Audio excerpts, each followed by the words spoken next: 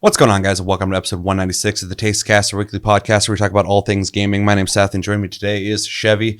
Chevy, it's been a while since we've done Tastecast, and are you ready to have a conversation about a topic you actually are a little more interested in than typical, and are more educated about than I am? And how you doing? Doing good. I'm more so, interested, obviously, from the perspective of someone who isn't as versed. I will share my opinions, obviously, and anybody watching this is likely going to want to care about, or they're going to care about your opinion more because you actively play the game. But yeah, we're talking about Fanfest 14 if you didn't see the thumbnail somehow, or if you're listening to it. Yeah, true. Yeah, and other than that, I don't know if I have much to talk about. The last week, I didn't play a whole lot for some reason, but my list is pretty small. Yeah, mine too. But yeah, other than that, doing fine. Yourself? I'm good. Glad we're getting this episode out. I was getting a little worried because we're at that time of the year where everything's short in terms of gaming news, and we got some releases coming up. So all the videos out are like either reviews or previews of games that are going to come out in like a week or two. Alan Wake 2, can't wait to play it. So yeah, it's been a little rough, but Fanfest 14 apparently had some event. This is the second one. London Fanfest. Yes. It is the part 2 of 3 festivals that they hold every 2 years. So we'll be talking about that. So finally we have something to talk about, which is great, because otherwise I was like, we're going to have to start watching some indie game videos maybe, but not above that. But yeah, I'm really excited to have this conversation and find out what's happening with Final Fantasy 14. But with that, let's talk about the games we've been playing, since we kind of alluded to that anyway. To set the pace, I will start. We played Texas Chainsaw Massacre today quite a bit. You played plenty. You got a good gist of the game, it seems, and we'll be talking about that at the end of the month for Game of the Month. That was your guys' pick for the community pick. We have played it. I played it quite a bit today.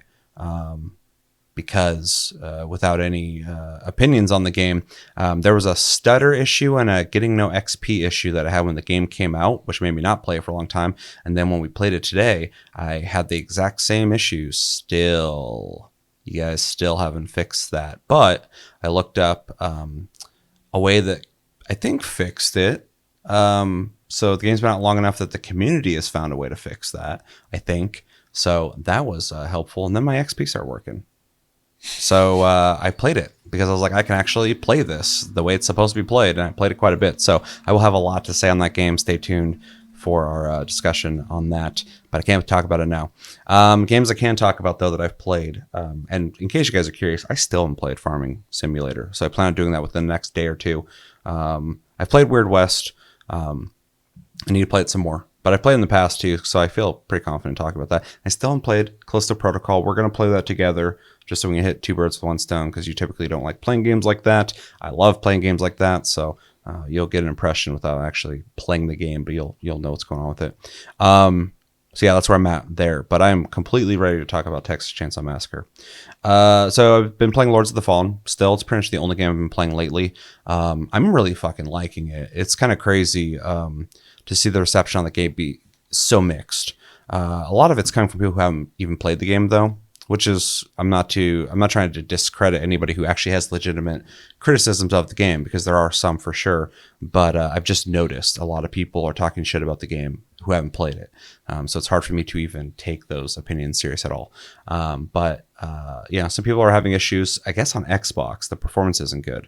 And so when people are saying they don't want to play it because the performance is bad, I'm like, no, you're completely right, and they shouldn't have launched it like that. So yeah, I get it. I wouldn't want to play a broken game like Texas Chainsaw Massacre when I first played it.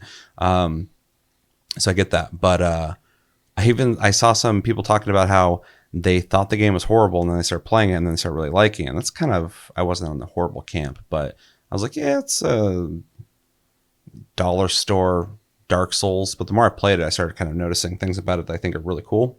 So I think it's a common problem that people kind of get locked into like whatever the best in a genre is, and nothing else is allowed to exist outside of that. That was a big hang up for people with Wild Hearts, is they're Monster Hunter fans, and I get that. But I think people should be more inviting of competition. It doesn't have to replace the game you love, but more is better. And Well, I think an example of that that always drives me nuts is like if a shooter has like finishers. So many people play Apex. They go, "Oh, they're copying Apex." I'm like, the Apex wasn't the first one yeah, to do that, for guys. sure. Like, Wasn't. Yeah. so yeah, it's weird. Yeah. I don't know. We live in a time of teams, though, and I hate it. So Fucking preach, dude. And then, yeah, there's a lot of people, specifically on my TikTok, I had a lot of people tell me that they're loving the game. Some people said it's their favorite Souls-like game. I'm like, that's cool. I can't make that claim, but that's cool because I think it's really good as well. So I've been playing it with Sarah. We're playing pretty much co-op. I have 3 characters. 2 of them been playing single player. Then I have 1 character I play with her. I looked loosely at a boss list just to get an idea of how many bosses there are without really looking into the bosses. And I would say we're probably about a third through the game, which is kind of crazy because I think I have like 30 something hours in the game. But between me and her kind of switching on who's hosting, that's going to make Doubles the time. progression longer. But I've been enjoying it, so I don't mind the time I'm putting into it. But yeah, the bosses have gotten really hard all of a sudden. We're at a impasse in the game, similar to Dark Souls, where you can go like 2 different directions, and one direction's definitely harder than the other one, but you can still go that way. We decided not to go that way, and we went the way that's a lot easier. But even there, we have a mini boss we can fight, and we have a boss that we can fight. We fought the mini boss. We almost killed him. So I know for sure we're going to be able to beat him. He's like this head that can't take damage. And then eventually it opens up, and that's when you can do damage to him. But he can also bite you with his face and pull you in. So you have to like burst. Yeah. So you have to do a lot of dodging. He's shooting a lot of stuff at you until he opens up, and then you got to hit him. We're going to get that one knocked out. The hardest part about that is there's dudes up in upstairs that just shoot at you the whole time. And I was like, right in the beginning, run past the boss, kill those guys. We got to get rid of them like ASAP because they just make the whole fight worse. So we're going to definitely beat him soon. But the other boss, I'm not trying to spoil shit, so vaguely, it's a dude on a fucking horse, and he's in a big open area, and he doesn't like to stop. So my big hang up with that, and we only attempted once, so it's not like we've been sitting here struggling. We attempted the fight once, and I was just like, when do I get to hit this guy? So I got to learn the fight, and we'll get him. But I was like, this is a step up. This is a boss that's going to be difficult for sure. So, but we'll get there. But so far, the regions in the game, the biomes are varied, really cool looking. Definitely follows the From Software formula of the further you go, you look back, you can see kind of where you came from, and you feel like you're on this journey. And then I've talked about in the last episode, but the whole umbral system is really cool because it adds a literal second layer to the world that you can explore, and kind of it doesn't have the intricacy of a From Software game where you go down this hallway, you go in this room, you go up these stairs, and you open a door, and you're like, wait, I was here a long time ago. This is a shortcut. It has a little bit of that, but not to the same degree. But the umbral system adds a layer to exploration that feels like they put more work into that and less trying to just duplicate From Software's map design, which I don't think you could because they're just amazing at it. It's crazy how good they are at that. So it offers something that feels new, fresh, and kind of unique. But yeah, been really enjoying that game. Been playing around with different builds. I was originally using a shield and a spear, which I kind of liked, but I'm not, as much as I was liking that build and trying to make him into a tank, it's not my style. And so I in any game ever, even if I'm tanking most of the damage and barely like taking any damage, I'm still taking damage, and I don't like that. I don't like taking it's like 46% reduction in damage. I'm like, I don't want to take any damage. I don't care if it's a reduction. So, and I know some people like the idea of like, oh, you can barely fucking hurt me. I'm like, I don't want you to touch me at all. So I'm more into the idea of like dodging. So I dropped the shield. I was dual handing the spear for a while, and I was like, this doesn't feel right. I liked what I was doing before, but then I went to dual wielding swords, not daggers, but swords, and that's actually a lot of fun. And some of the stats I put into my guy for the shield and spear work well for dual wielding heavier weapons. So I was like, kind of worked out. I almost went to dagger, so I'm like, I didn't start the character as like a fast dagger guy, so all the stats are for like being able to Right. take hits, but also I had to put stuff into I forget what the stat is, but basically it's like your stamina because of swinging the heavy weapons and stuff. I need to be able to do that, and so it kind of translated over to what I'm doing now in a useful way. So that game's been a lot of fun. Definitely plan on playing it more and hopefully beating it. I'd like to beat something. Been a little bit since I beat a game. Well, Starfield. I beat Starfield, but that's not the game I've been hoping to beat. So, I played Remnant 2 a little bit, and I've been almost done with that game for so long, and I restarted my campaign. So I need to beat that game someday because I probably should have done it like twice by now because of my character's level and the time I've put into the game. They have like 50 hours in Honestly, that if game. you ever want to have people run with you, just I'm sure me and Chris would be more than happy to hop in your game. Yeah, probably because I need to just like speed run all the shit I've already done and just get that game beaten because I've put the time in. Like I said, I could have beaten that game twice by now. Yeah, you were like 2 zones, maybe a zone and a half away from the end, I believe. So. Yeah. And the last zone's really small. Yeah. So need to beat that. And then, the last game I've played recently, I bought it like a day ago, is Endless Dungeon. If you're familiar with any of the Endless games, they typically make like strategy games. The one that this one is basically the same game except for it's an action game now is Dungeon of the Endless, which is a game I've played on PC and on my phone. It's a pretty good phone game. And that one, it's the exact same formula except for it's a strategy game where you tell your guy where to go and you start setting up towers. But in Endless Dungeon, which is the new game, just came out, I think Friday. It's a 3-player cooperative roguelite where you enter a ship, and every time you open a door, it generates a random room. And it keeps the strategy element of the last Dungeon of the Endless in that you have 3 resources. I forgot what the hell they are. One's like, it looks like wheat or something. One looks like cogs, and the other one, I forgot what it looks like. But you have 3 resources, and every time you open a door, on the right side, it'll tell you how many resources you get per room. And so when you open the door, it gives you +4. So they're just currencies, basically. Yes, yeah. Okay. So 3 currencies, and you spend those currencies. The wheat one goes towards your character when you buy upgrades for your guy on your run. The cogs go towards building turrets, and the other one goes towards something else. I can't fucking remember for some reason. So food, tech, and something else. Yeah, exactly. It's kind of neat because every room is different, random. It'll either be a spawn room for enemies, or it'll be a room with like a vendor who you can buy equipment from. There'll be ones with a thing that will generate a new tower for you. You can also upgrade your towers. And then every room has placement points for your towers.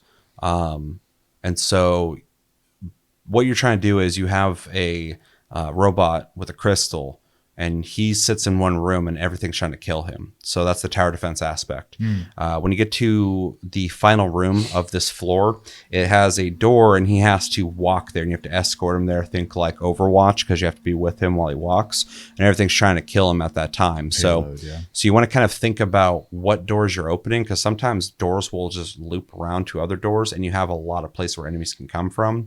But if you can make like a solid one lane to get to that door, and it's always random, so you can't plan this, but something to think about. It's easier to defend your guy on the way to that door. So you have to escort him to the door. He has to wait at the door for a second. Enemies are attacking. You're defending him. And then once he opens that door, walks in, the door shuts. That last level you played just turns black, and then you're starting in a new room to go through again. That's the next floor. And after that, you hit an elevator. And it's interesting there because you start unlocking new characters, and they have little story quests. And there's an elevator, and you pick what place you want to go to. And when you go to select one, it'll tell you what characters have missions there. So there's a guy you're trying to unlock slots for to equip things to. You can pick that floor and try to complete their story quest. Interesting. There's a hub that you can actually upgrade, which is interesting. And there's 8 characters as of right now. They're all different stats, different starting weapons, and then they all have perks you can unlock and then put in your slots. And as you play a character more and you complete their story quests, you get more slots to unlock to put perks into. So at first you only get to pick 1 perk, but then later you can have up to 3, I think. And then every character has a special ability and then a super, which takes a while. I've played a couple of the characters, but like the main guy you start with is like a janitor. So like he has like a machine gun starting, and then of course you find weapons because it's a roguelite and you upgrade and stuff like that. But his main move is it's like soapy water in a cone hits people for damage, and then his ult is like a circular pattern of waves of like soapy water coming out and hitting everybody, and he makes like jokes about cleaning up and keeping things sterile and shit. So it's kind of within theme of his character. Kind of also gives you a little insight on how not serious the tone of the game is. It has kind of a funness to it. And yeah, I didn't describe this, but it's a top-down game. It's a top-down twin-stick shooter, as opposed to a strategy game. But it has a lot of strategy elements, as I've already kind of described, which I think is kind of neat. And as a roguelite, I think it is pretty satisfying. You do get that feeling of like every run's different. This one's harder than last time because things panned out differently, or this time things are going really good, so you want to kind of ride that momentum. I haven't played with people yet, but you can play it single player. And one thing I really like about the single player, even though I haven't unlocked the third character yet, if you play with people, you can have 3 people. When you play with NPCs, you start with just 1 NPC, and I guess there is a point in the game where you get your third NPC or your second NPC that you can have with you at the same time. They follow you around. They do all their moves. There's a dude that's like a healer. He heals me. So like the AI works about as good as it should.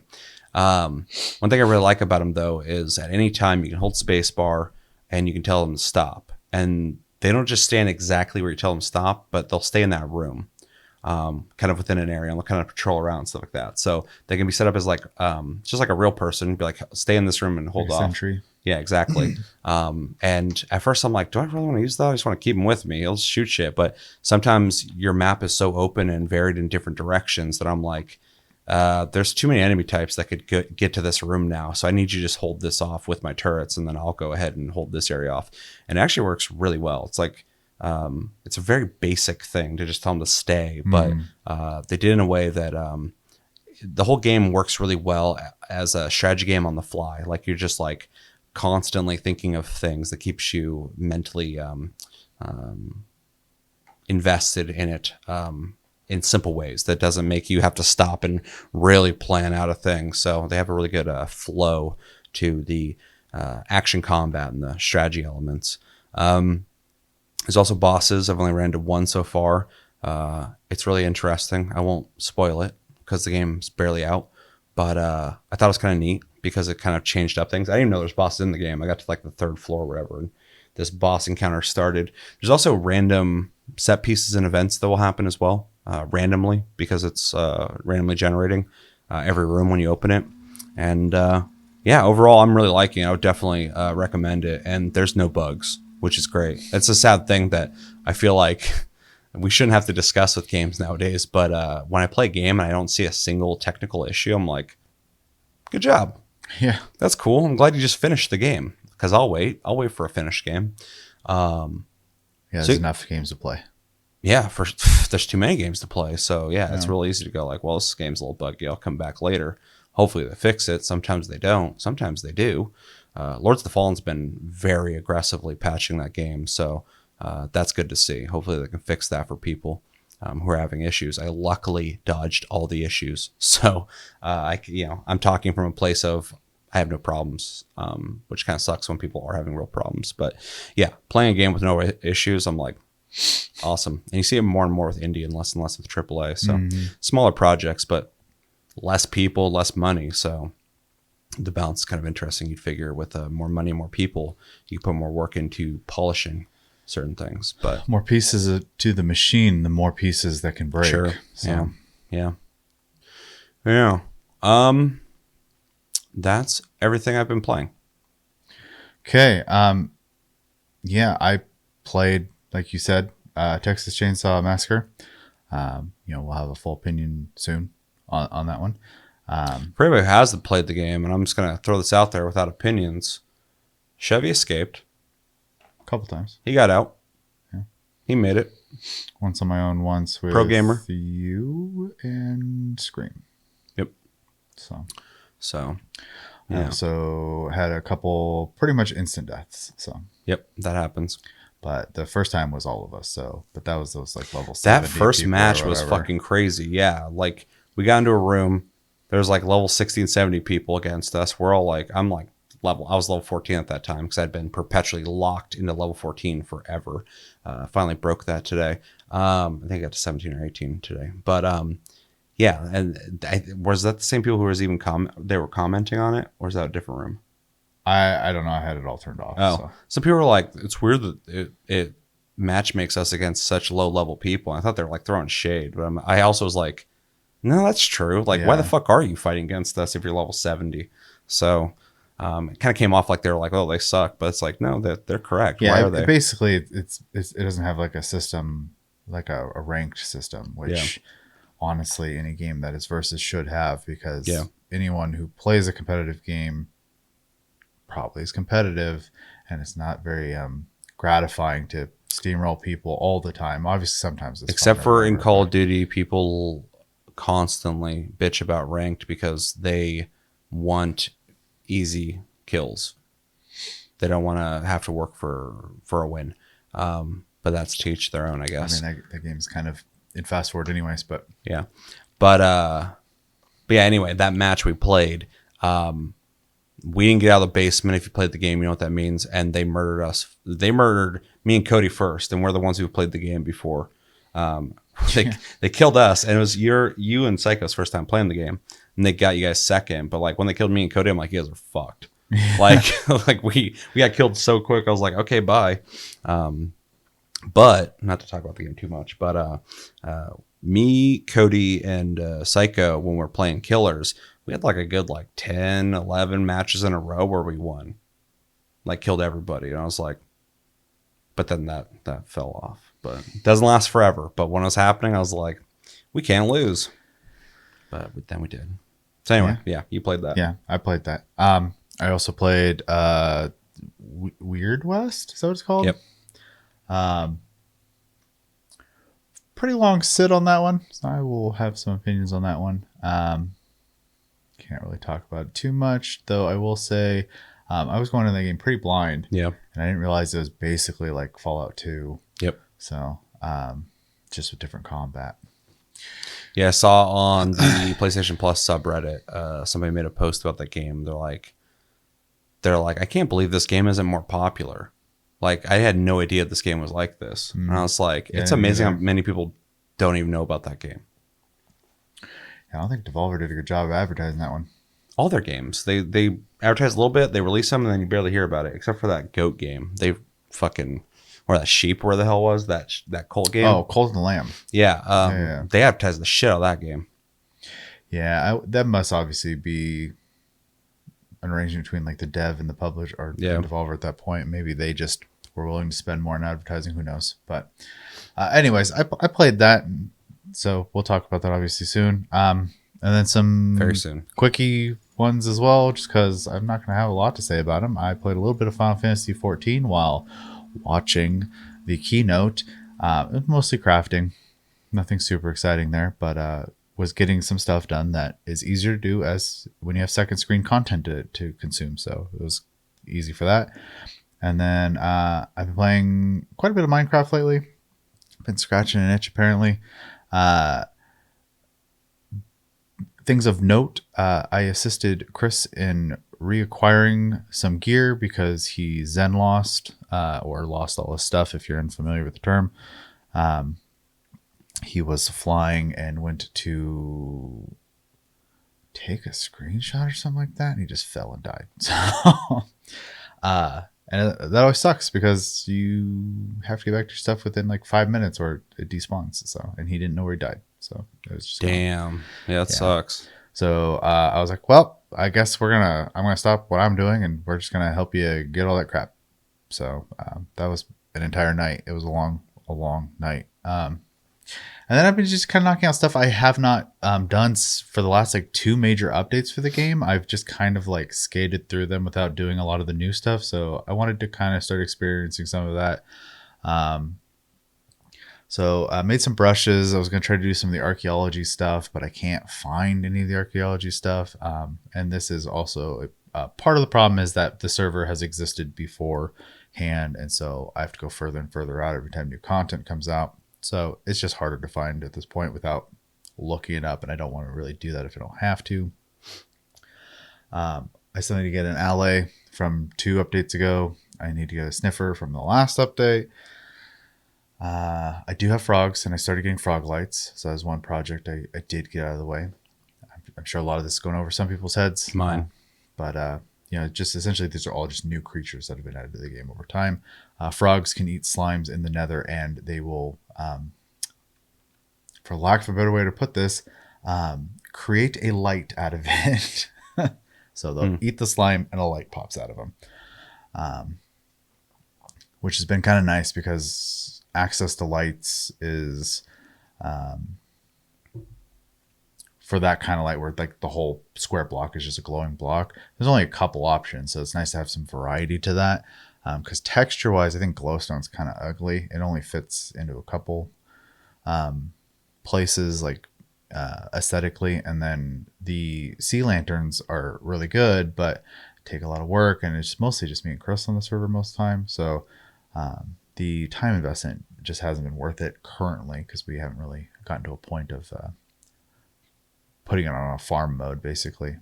So the frog lights has been a good alternative, and they come in 3 colors, so it's nice. The ally is like this flying like fairy thing that'll, if you give it a piece of loot, it'll start looking for that loot around you and bringing it to you. So Interesting. So just gather shit for you? Yeah, but not super automatically. There's a little bit of a catch to it, so it's not just like playing the game for you. Gotcha. And then the sniffer, I don't know anything about other than you have to find their eggs underwater, and I hate being underwater, so that'll be stupid. It's so crazy how much shit they've added to that game. Yeah, I think if you have some free time, I would love to like just kind of show you what the game is like these days, because it is a whole different game. So Yeah, it's weird because I've played the fuck out of Minecraft. I've played so much Minecraft years ago, put so much time into that game building shit, and now like it just sounds like a whole other fucking game. Well, one thing I feel like if I played it now, I would just have no idea about anything. No, you'd be starting over basically. Yeah, it sounds like a new game.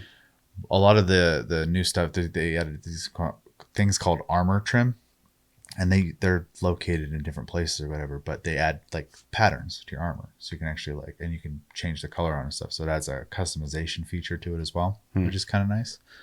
And then I still need to do an ancient city. That was last patch, major patch. Those are basically when they expanded the map size, so you can go below 0 now, down to -64. They added a new kind of stone called deep stone, but also they've added a chance for these giant open caverns that are like these old abandoned cities, and no mobs can spawn there, but there are these little I can't remember what they're called, but they're basically they'll screech if they hear noise, and if it happens too often, a mob will just come out of the ground called the warden, and he'll, even the best armor in the game, I think he can 2-shot you. So How does it scale all that shit? A lot of stuff sounds like it'd be difficult for a new person to fucking deal with.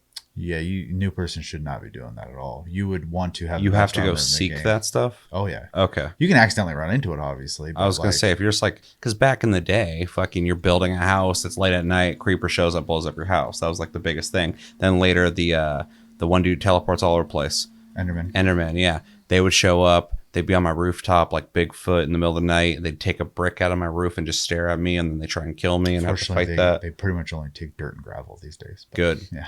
Because I was annoying, but also, quirky, was interesting. And Still annoying. that was about it. Maybe a zombie would knock on your door at night, and now you're talking about like all this crazy fantasy shit. I'm just like, what if you're some new dude trying to build your first night shack to survive and fucking... so the game in that capacity is still the same. Sure, but like there's no like Norse god going to show up and just blow your house over? The scariest thing you're probably going to run into is a creeper. Okay. Maybe no, they're not scary, but there's a random chance that during a server tick you can get, I'm speaking too technically, there's a random chance that they can spawn a group of, they're called pillagers. They're basically evil villagers, and they just run around with crossbows, and they see you, they'll start shooting at you. How hard is it to set up the mods you have? Visual mods. Really, it's 2 installs and they're automatic. Oh, okay. Because back in the day, you had to do not a lot, but it's kind of annoying. That is brain dead easy. Because I will say the way your game looks way better than the original. And I game. have a very calm mod compared to what's out there. Yeah. I'm not trying to do anything too crazy, but if I played that game, I would definitely want to look nicer. Because back in the day, like finding like the full conversion skin packs for everything was already kind of a chore to like find them, and then you got to download them, put them in the right folder, and sometimes they wouldn't fucking work, sometimes they would. It's always annoying. Yeah, basically for mods for Minecraft, there's Optifine's like the old school that's been around for a while. Mm-hmm. There's another one I just tried recently because Optifine's not updated yet. I can't remember what it's called.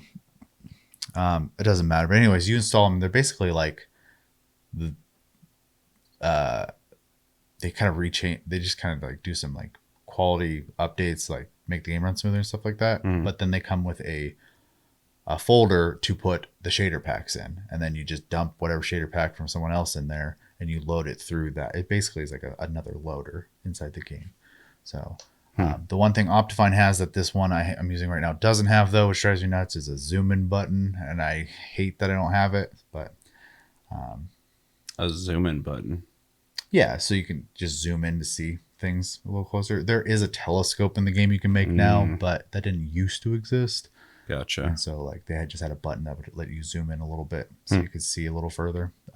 But obviously you'd lose your peripherals at that point because you're hyper focusing on something.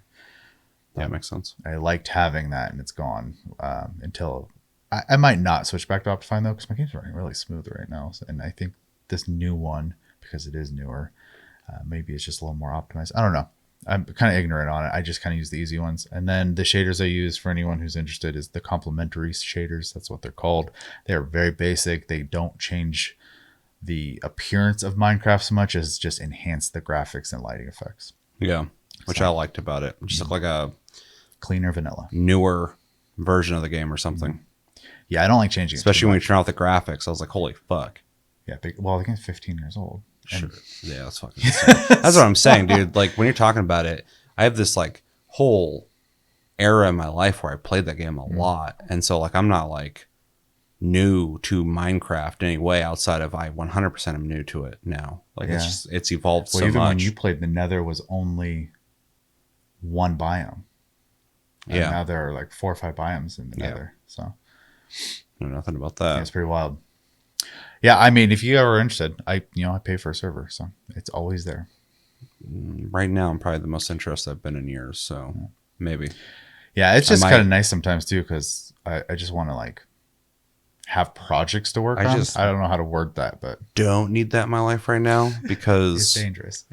Yeah, because I got games I need to be beating. Sure, but games where you like make shit, time melts for me. So like, but yeah, after we finish filming this, I might install it and look at it. Okay. But yeah, that's mostly what I've been playing. Oh, no, I lied. I played Starfield. I had to get... Did you? I did. I had to get Game Pass to play... I didn't have to. I chose to get Game Pass to play Texas Chainsaw Massacre because, to be realistic, these aren't typically my type of games, and $40 was a huge investment to try a game. I had to kind of push you in that direction too. You were willing to buy it because you were talking about buying it, and I'm like, get Game Pass. You're like, I don't want Game Pass, and I'm like, but do you want to spend $40 on a game you're never going to play again, or fucking do you want to spend the $10 to try the game? I think you try other shit too, and then just cancel it. Yeah. So I'm glad I'm just not huge on decision. renting games. Sure. So Young got fucking convinced me on that. Yeah, so Game Pass is not an attractive thing for me typically, and I'm not bashing the service. I actually think it's a fantastic service. No, I mean, it is modern day renting. I mean, I used to rent games back but in the day. I mean, I still buy music. Just throw that out there for you. I do too. I've been buying albums, a lot of them. Yeah, I just, especially lately with all these companies like taking their games off digital stores and stuff like that, it kind of freaks me out, not being able to just like have things. So, anyways, that small tangent aside, I played Starfield, and I've only played for about 3-4 hours. Pretty basic. I don't want to talk too much because it's a story heavy game, obviously, but to really simply put it, I went in a cave. I touched a stone/drugs. I met a crazy person and a robot. I made friends with robot and ship, and went place to Let's get past the intro. went through a building and shot some people, and then I'm leaving building. That's what I've done. Yeah. Got past the intro. I think that's vague enough. Yeah. I know exactly what you're talking about. Anyone who's played it knows what you're talking about. And I am going to just say the game is pretty much what I expected it to be as first impressions. And it's a very, very big, it's fine for me. People who are like so into anything Bethesda and Starfield that it can't do any wrong, put your fingers in your ears for a second. It's crazy that game was so hyped. It came out. I played it and beat it. I wasn't bored. I enjoyed it enough. I don't think it's fucking amazing, but like I liked it. I'm not disliking it. Yeah, it's fine. It's pretty much exactly what I thought it was going to be, but it's fine. It's probably one of the best Bethesda games I've played in fucking years. But it's amazing how much all the talk of that game has just disappeared. Yeah. It's just fucking gone. No one's talking about the game anymore. That's insane for a Bethesda game. True. And there's people who played it who are Bethesda fans who are like, I don't like it. I'm like, interesting, because it's just like all their games, except for it has guns. Yeah, it's pretty much It's a Bethesda game. Yeah. 100%. Like everything about it is Bethesda. Even the way people talk to you, even though it looks a little nicer, it still like has that exact feel. And the shooting is the best a Bethesda game has ever felt. It feels like a competent shooter. It's so much better than Fallout. I don't know if I agree.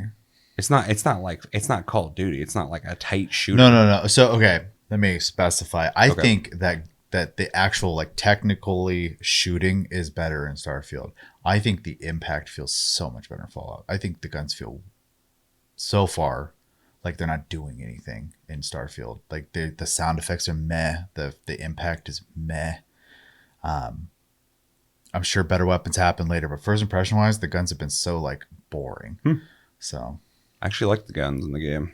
I also thought it was interesting. I used it against the NPCs, but when you shoot an enemy, they get staggered and they start like flopping around. And I was like, I'm just gonna like unload into people and they won't be able to shoot me. I haven't had these. I don't know. I've shot people. They either like will tank it or take cover. So I don't know. But maybe I need better guns. But yeah, maybe. The most fun I've had so far was with a laser gun. I ran out of ammo on it, so now I'm kind of just using the. Yeah, I use mostly ballistic weapons. Yeah, I mean, laser I've guns used just don't do it for me in games. Well, I usually don't for me either. I fucking hate laser guns. But I have used both before, and it was like, oh, it's because you're using laser guns. I've used the SMG, the assault rifle, and the pistol the game's given me so far, and they're fine. I'm not like saying they're bad, but they don't. I like at least like Fallout. I feel like when I hit someone. And I think a lot of it has to do with like VATS and the fact there's jibbing and stuff like that. VATS for sure, yeah. The impacts in that are. But everything feels like impactful in that game when you hit them. But I do think like tightness of shooting is definitely way better. Yeah, it feels like a shooter. It doesn't feel like Fallout. Doesn't feel like a shooter. No, yeah, for sure. It feels like you're playing an RPG that's letting you shoot. Like Mass Effect 1 versus like Mass Effect 3. They're completely different styles of shooting. So, and I get that, but so far.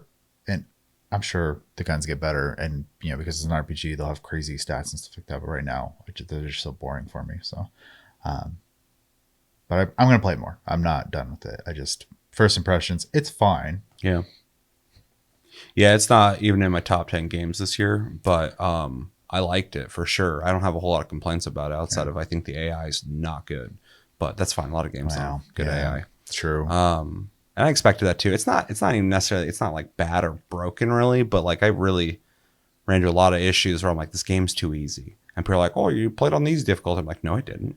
I tried the normal and the hard. When I said that about Skyrim, when I was like, this game is not hard. There's not like, I've done everything I can in this game outside of like the repeatable quests, obviously they're endless, but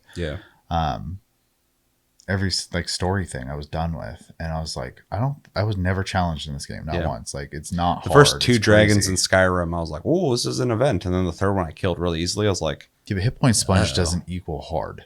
Yeah, no, it just equals endurance. Yeah, and everybody plays different. So, and this is kind of I don't like playing games with like for the sake of hard. I don't. That's not fun for me. It doesn't do anything for me. I want to enjoy the experience, but a little bit of difficulty is nice to kind of keep you in check a little bit. Otherwise, you're just walking through the game. I don't want to do that either. So it's. Well, I also like kicking ass and being good and beating people, but if the AI is just like not intelligent, I'm just like, this is goofy. Yeah. And I kill them because I want their loot, and I want the XP. But yeah, I'm not feeling challenged. I also, this game's AI is definitely below average when it comes to shooters, but I think we're in a weird area right now in gaming where like people aren't really pushing AI in games. I haven't been blown away by the AI of a character in a game or an NPC since fucking Fear. Like, it's been a long, like, people still are just running in a room and either coming straight for you or hiding behind cover. And it's like, there's no like, especially with actual AI in real life now that people are using for everything, you can't come up with like a more sophisticated, self-aware, I need to keep myself alive AI system in a game. Everyone's just kind of relying on like, shoot the things, they die. Yeah. It's like, make combat more interesting. I'm sure it's coming, but yeah. Oh, it has to be. Yeah. But it's just weird how nobody's really tried to push the boundaries of what NPCs do in shooters. Also, while we're doing tangents about bots and AI, why the hell don't these games the competitive games, I'm going to use Texas Chainsaw Massacre as the example here. Why is there no bot support?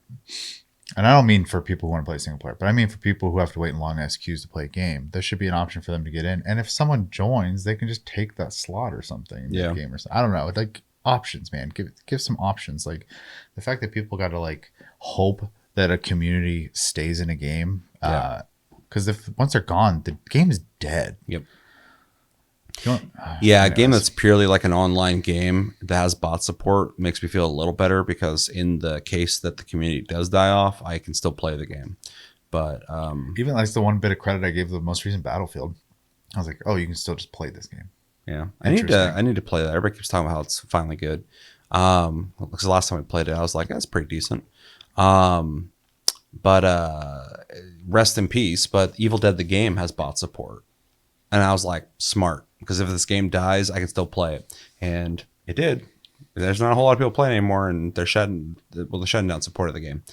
They said the game will be up for the foreseeable future. We'll see how long that is. But at the very least, if they allow me to still play with my friends and bots, I'm fine. That's cool, because I enjoy the game still. And good on them for doing that. I think more people need to be having bot support. I get why they don't do it. You have to program scripting for, especially if it has a game mode that has more advanced things than just grab the flag and run here. But Quake and Unreal back in the day had shit that did that. So you can't do that nowadays. I get it. They just don't want to do it. I do think it's going to be someone like Unreal or Epic or Unity, once they are not in the place they're in right now, and other engine makers are probably going to be the ones doing that kind of stuff. And people are just going to plug it into their games because I don't think the devs want to spend the time and money on it. Or I'm sorry, not the devs, but the publishers. I don't think want to spend the money. So I'm sure the devs want to just do everything they can to the game endlessly because that's why they became developers. So.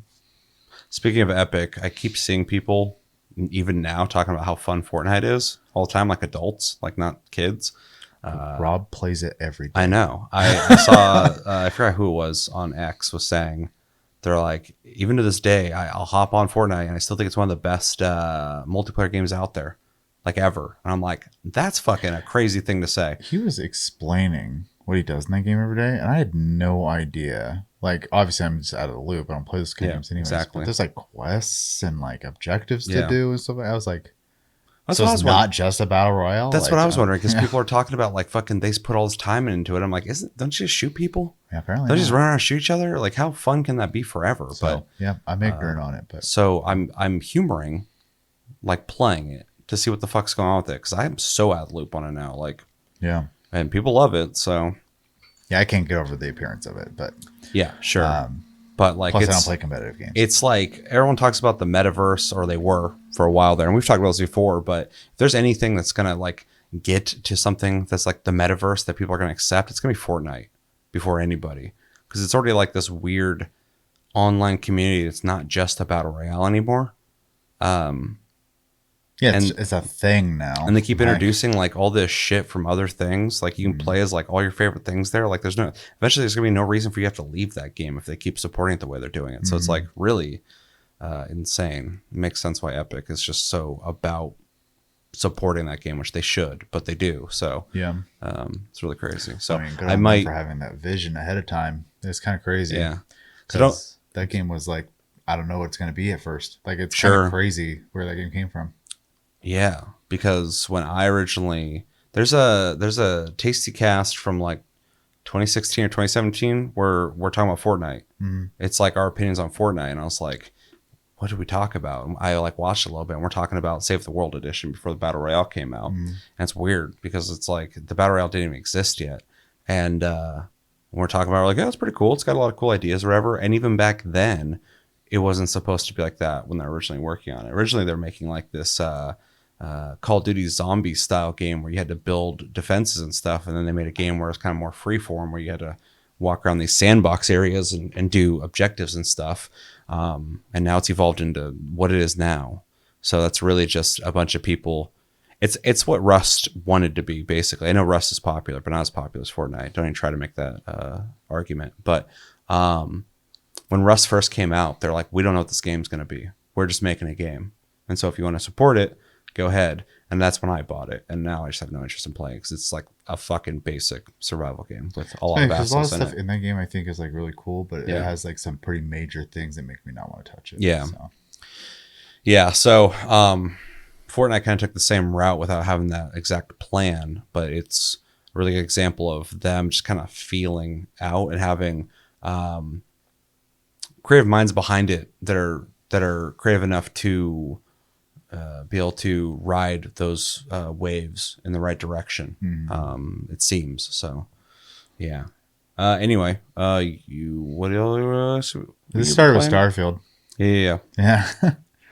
And just turned into a bunch of tangents. But Yeah, that's fine. no, that's it. That's all I've been playing. I just I have this week off. My plan is to hopefully beat Baldur's Gate 3. So hopefully next time we do a Tasty Cast, I can say that. But I'm still in Act 1. I'm fucking hoping and praying I can play through that game before the end of the year. It's a big one. It's kind of crazy. And I know there's people who've beaten it multiple times now. But yeah, those are the lucky people who just play like one game though. I fucking I'm so jealous of people who can do that. yeah, and It's I hard for don't me even to play stick as to many one as you game. do. Yeah. So, I do have too many endless games I play too, which Yeah. is a huge flaw. I mean, I'm playing Minecraft right now, which is a huge mistake. So, I was looking at I was looking at when I was trying to get Texas Chainsaw Massacre to work. I was looking through the NVIDIA GeForce Experience app or whatever, and it has a bunch of settings in there I was fucking with. And one of the things was like, you have 69 games installed on this computer that we detected. And I'm like, why do I need 69 games installed? I'm not playing all those. Yeah. But it's kind of like Netflix where you're like, what am I going to watch? And you're just like sitting there scrolling forever, looking for something to watch. Same thing with my game list. I'm just like, what am I feeling today? yeah, fortunately, lately for me, it's been a lot of either like you or Chris being like, "Hey, let's play this game." I'm like, okay. Yeah. Yeah. But yeah, otherwise I end up kind of falling into the same. Like I'll just hop on 14. I'll hop like right now I'm hopping on Minecraft, or something like that where I'm just like, it's almost like comfort zone time. But I think a lot of that also comes down to when you work a quote unquote 9 to 5, you just kind of want to shut your brain off and relax, and those comfort games are kind of there for that. So. True. I was playing Generation Zero there for like a week and a half, 2 weeks, just because it was a game that, it's involved, but where I'm at in the game, I just already kind of have the muscle memory knowing what I need to do, and Go through the basically, motions. yeah, and it's just a really easy game that I could just pop in, get some shit accomplished, leave. I'm not playing games like that right now. I wouldn't call Lords of the Fallen that. It's a pretty stressful game. So, but yeah. Yeah. Anything else? Not this week. All right. Well, stay tuned. I'll probably have Fortnite and Minecraft to talk about in a future Tasty Cast, but let us know in the comments what games have you guys been playing, what games would you recommend us play, what games are you looking forward to playing soon, and tell us everything you think about in the comments below when it comes to games in general. Whatever you got on your mind, just say it. I'm interested in it all. Okay, so before we get into the Final Fantasy 14 stuff, I have a video I want to watch that is for Tekken 8. Tekken Fight Lounge first look via IGN. This game I'm looking forward to, but one of the big things I'm curious about this game is how it's going to stack up against the very strong competition that is all the fighting games that came out this year. True. And what they're offering in terms of storylines, things to unlock, their online hubs that this game will have, and they talk about it here because I scrubbed through a little bit. And so, yeah, I'm just like, I already know as a fighting game, I'm likely going to like this game, and I will be picking up already. So this isn't to get me hyped up on it, but I have a lot of curiosities on what they can bring to a modern fighting game, because the bar has been raised at this point that if you release a fighting game, in my opinion, that does not even get close to that bar, I don't think you're going to be able to compete anymore, because fighting games have now finally been raised to what people expect standard wise. And I hope Tekken can compete with that. Yeah, and that's obviously, I would have to add my opinion there too. Is that the fighting game community is going to buy and play every fighting game. It's not really a huge thing for them, but I think for like larger success, obviously you want to try to draw in new people, new blood, casual players. Hopefully some of those casuals become hardcore players, etc. Participate in tournaments, keep the scene fresh. So yeah, that's really kind of where you need to elevate your experience, offer more stuff to get people in, and like, the right bait on the hook, so to speak. So, and I do think some of these more hardcore fighting games like your Tekken and Street Fighter and stuff like that have kind of struggled for a while doing that. The new Street Fighter did a great job of introducing new players. So we need to see a lot more of that, in my opinion. I don't speak for the fighting game community, but just from my perspective. So yeah. Yeah, I mean, I pretty much agree. So, before we watch this, are you a Tekken fan? Do you like Tekken? Do you I appreciate Tekken? I suck at Tekken. Yeah. I suck at most fighting games where like you can move on an up and down axis. I think is the best way to word it.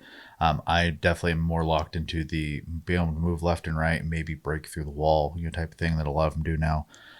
But I prefer that more 2D perspective, though I do love the 3D models still, because you can do cool camera angles for like supers and stuff like that, and it's a lot of fun. Yeah.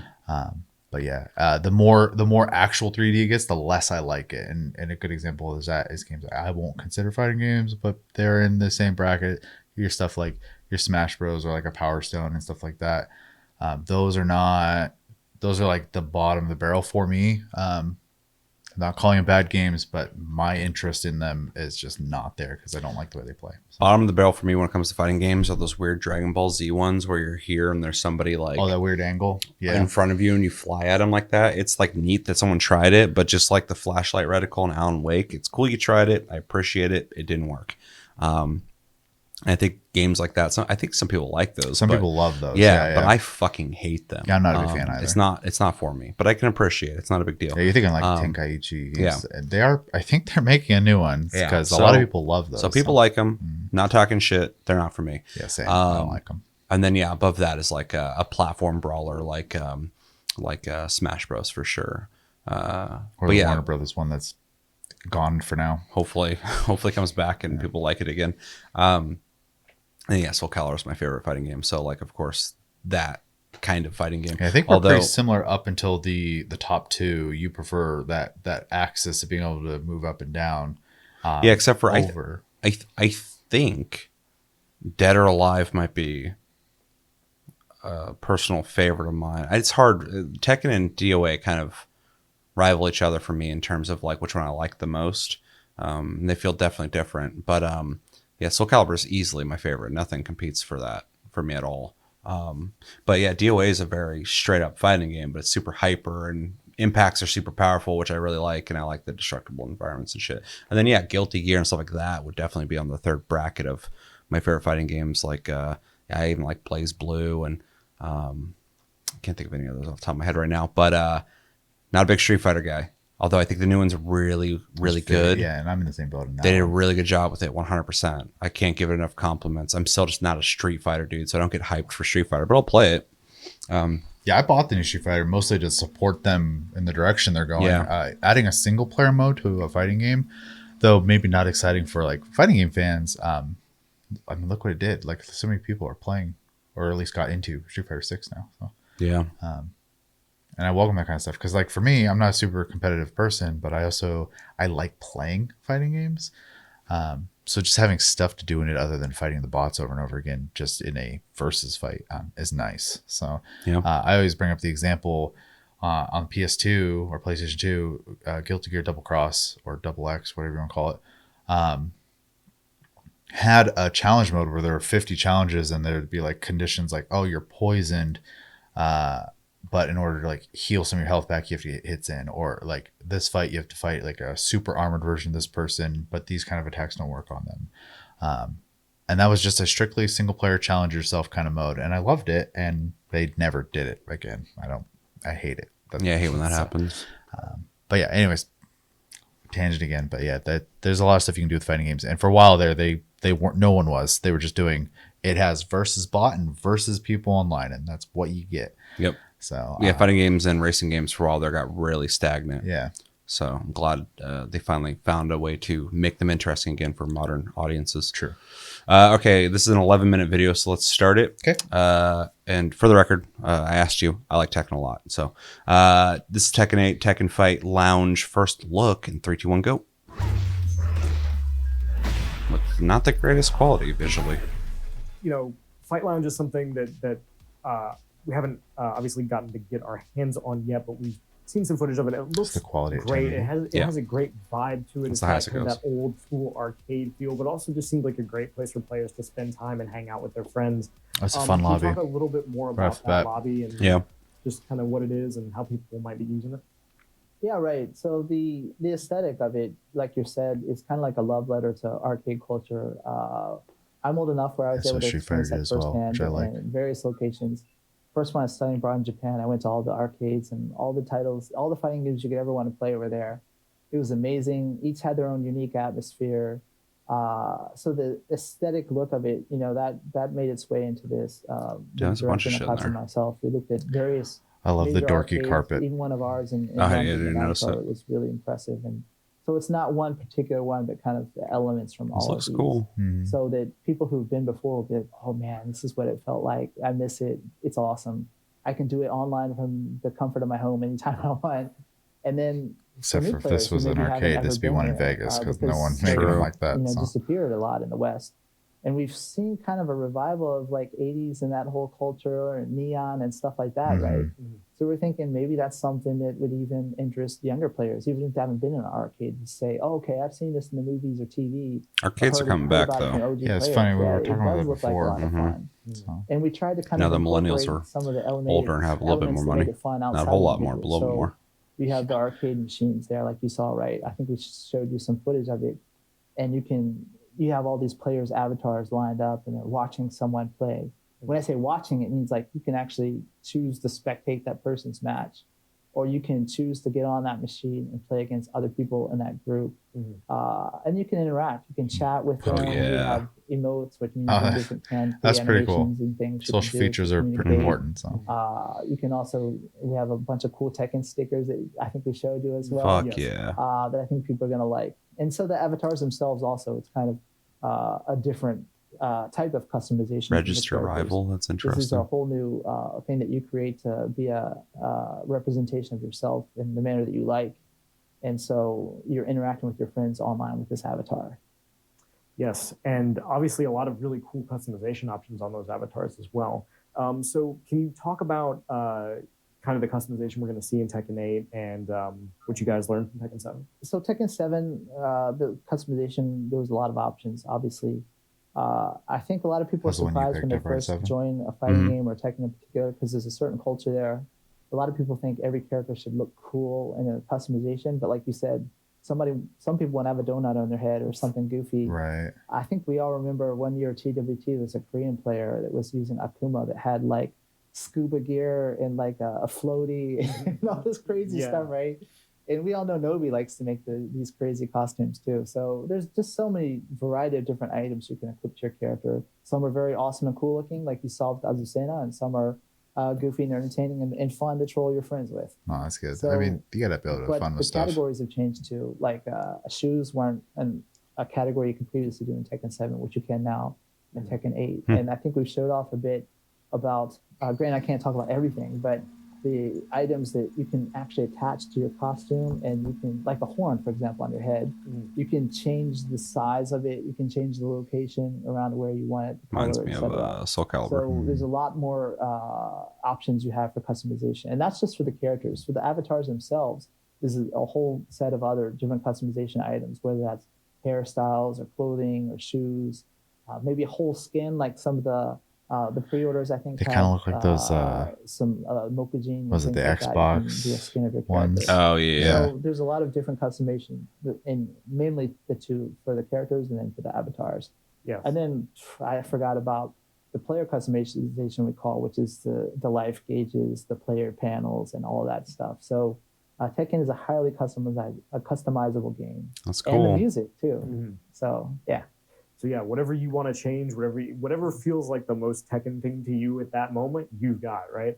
And I'm going to put a donut on my head. I think I've been inspired. or maybe something more ridiculous. I don't know. I have floating clownfish or something. Honestly, I'm going to dig into it now. And I'm sure the community is going to create and share a lot of incredibly awesome characters that people are going to love seeing.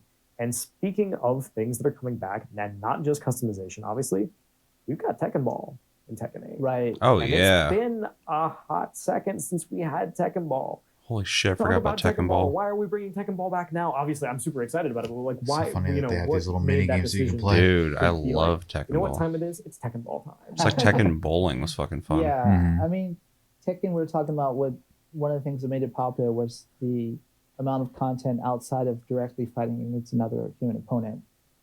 So in the past, this has been Tekken Force or Tekken Bowling or some of the mini games that we've had in the past. So we were thinking we want something to relax, because fighting online at like high ranked battles can be quite stressful.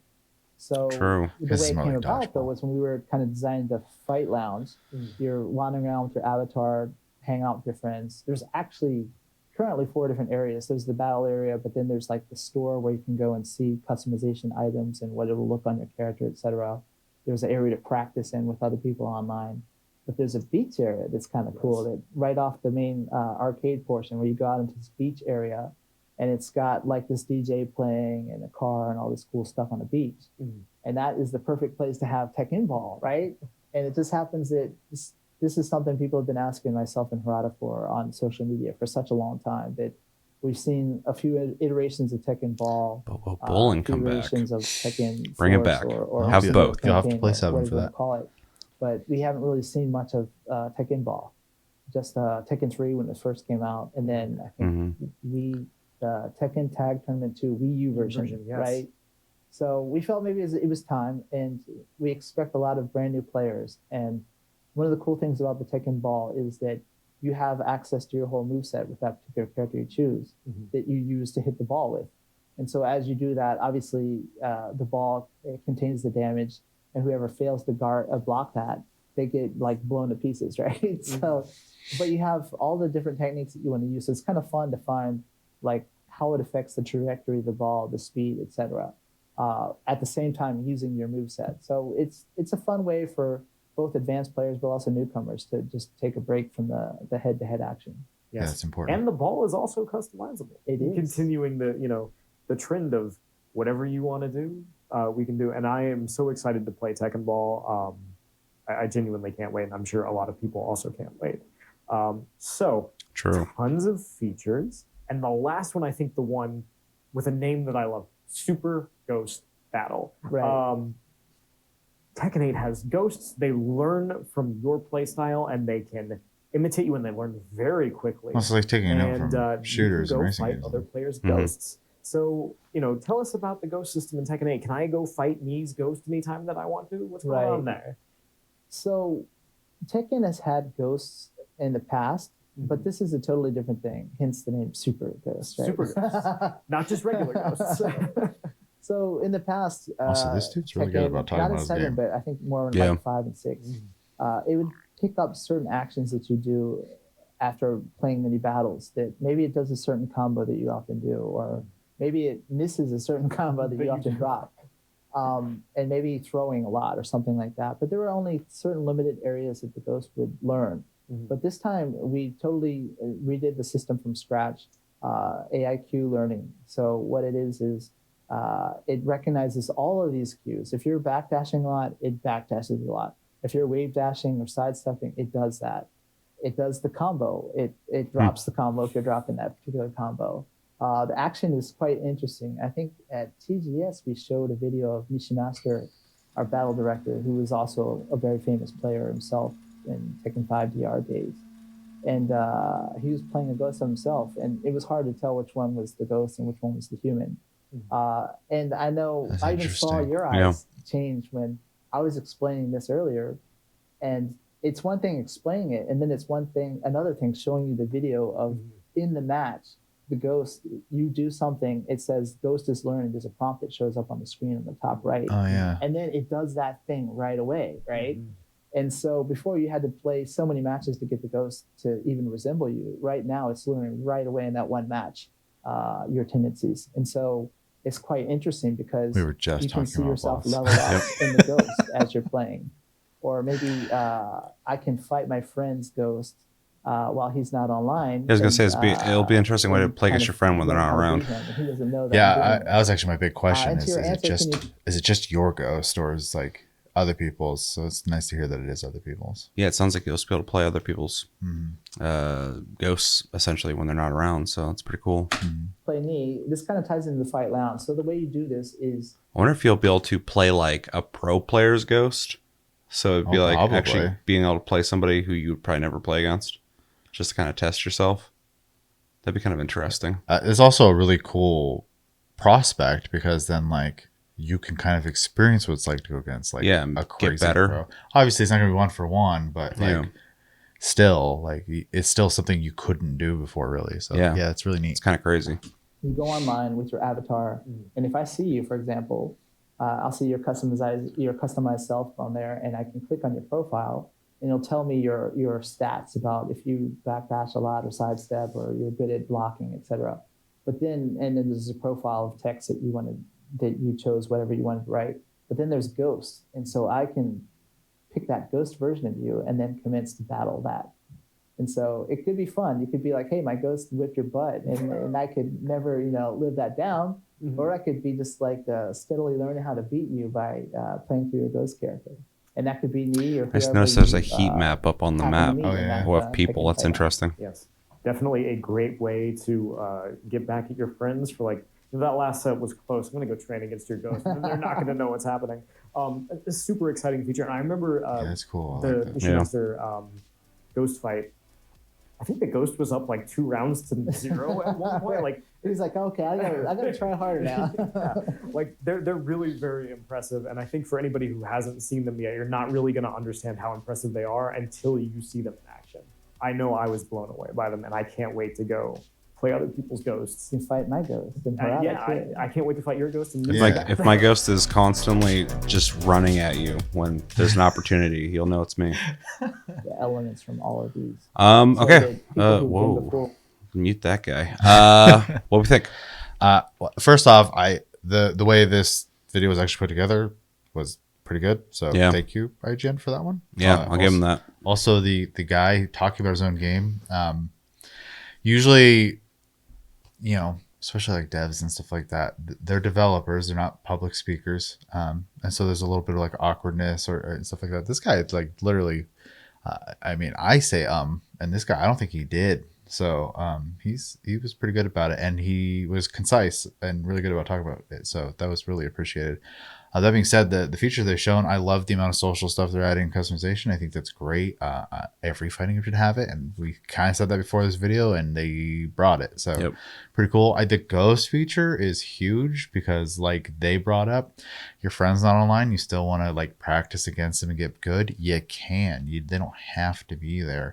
Again, I doubt it's gonna be 1-for-1, but it's still something, right? It's gonna have mannerisms that person probably has, and they may not even realize it. Yeah. I think it's super cool. And then also, like, we brought up the prospect of like playing as pros or developers or something. Like it's fun. Yeah, especially if they're doing some kind of like community event where they're there and they're maybe playing against other people. Like they can't play against everybody, but everybody could play their ghost. Well, and also, like, you run into people, and I kind of fall in this camp a little bit. I don't like playing against people. It's like I don't know how to word it. Maybe it's an anxiety thing. Maybe it's a mental block there. Obviously, it's not an enjoyment thing for me. But I've always, even like, this could be a weird example, but Call of Duty Ghost had a bot mode, ghost mode that you could do. I played that a lot. So that was the best thing that game did. Yeah, and so like, I could see myself doing that because then like the pressure isn't there. Yeah. Because I kind of like, I don't like feeling pressured, and I just want to like relax, play a game most of the time. So pretty cool. I don't know if I will pick it up, but I am definitely leaning more towards it now, hearing the expanded features now. So it's cool. Yeah. I was sold already, but this makes it just like way better. I assume they're going to have online features similar to what everybody else is doing, and I do remember hearing something about a hub, but I haven't seen it until now, and I think it looks really cool. It is very much like a Vegas arcade. Even the top looks like Fremont Street, but it's got a cool aesthetic. I like the little avatars. I think they're simple enough, but customizable enough that makes them interesting. I love that they got dances, emotes, and stickers. That's fucking huge, even though it doesn't sound like it should be. Just little things like that makes it more fun to just be there, which is really important. The features for fighting people, they didn't really touch on it, but it looked like you could register people as your rivals, which maybe makes it so like you come in again, you can tell if someone who fought you before that you don't know is online. Maybe you'll fight them. I don't know what that might also just give you access to constant like stats, like yours versus theirs at all times. Yeah, just something like that, stuff like that. It seems like they've kind of thought about a lot of things. And then it seemed like you could just access ranked or casual matches anywhere. The practice lobby sounds interesting as well, because it sounds like they are trying to invite new players, which is important. Tekken Ball is huge. I forgot about Tekken Ball, and I forgot how much I loved Tekken Ball back in the day. So seeing that make a comeback is really exciting. Also, I agree with them. When you are playing a fighting game, after all, you start feeling kind of worn out if you're playing competitively. It's just like, fuck, dude. Like I just keep fighting as people, and either I'm winning, I'm losing, but it's like, it's really intense. And sometimes it is fun to have like a mini game to kind of break up the monotony of that. So I do agree with them. I do hope that they had the Tekken bowling as well, because that's another really fun mini game that would probably be very easy for them to implement, considering they have it in 7. I think it'll be right at home with this hub. Having more mini games, I think, would be very cool. The ghost mode is fucking awesome. I had no idea about that. There's been games that Tekken has done it before, but not to this extent, as they're saying.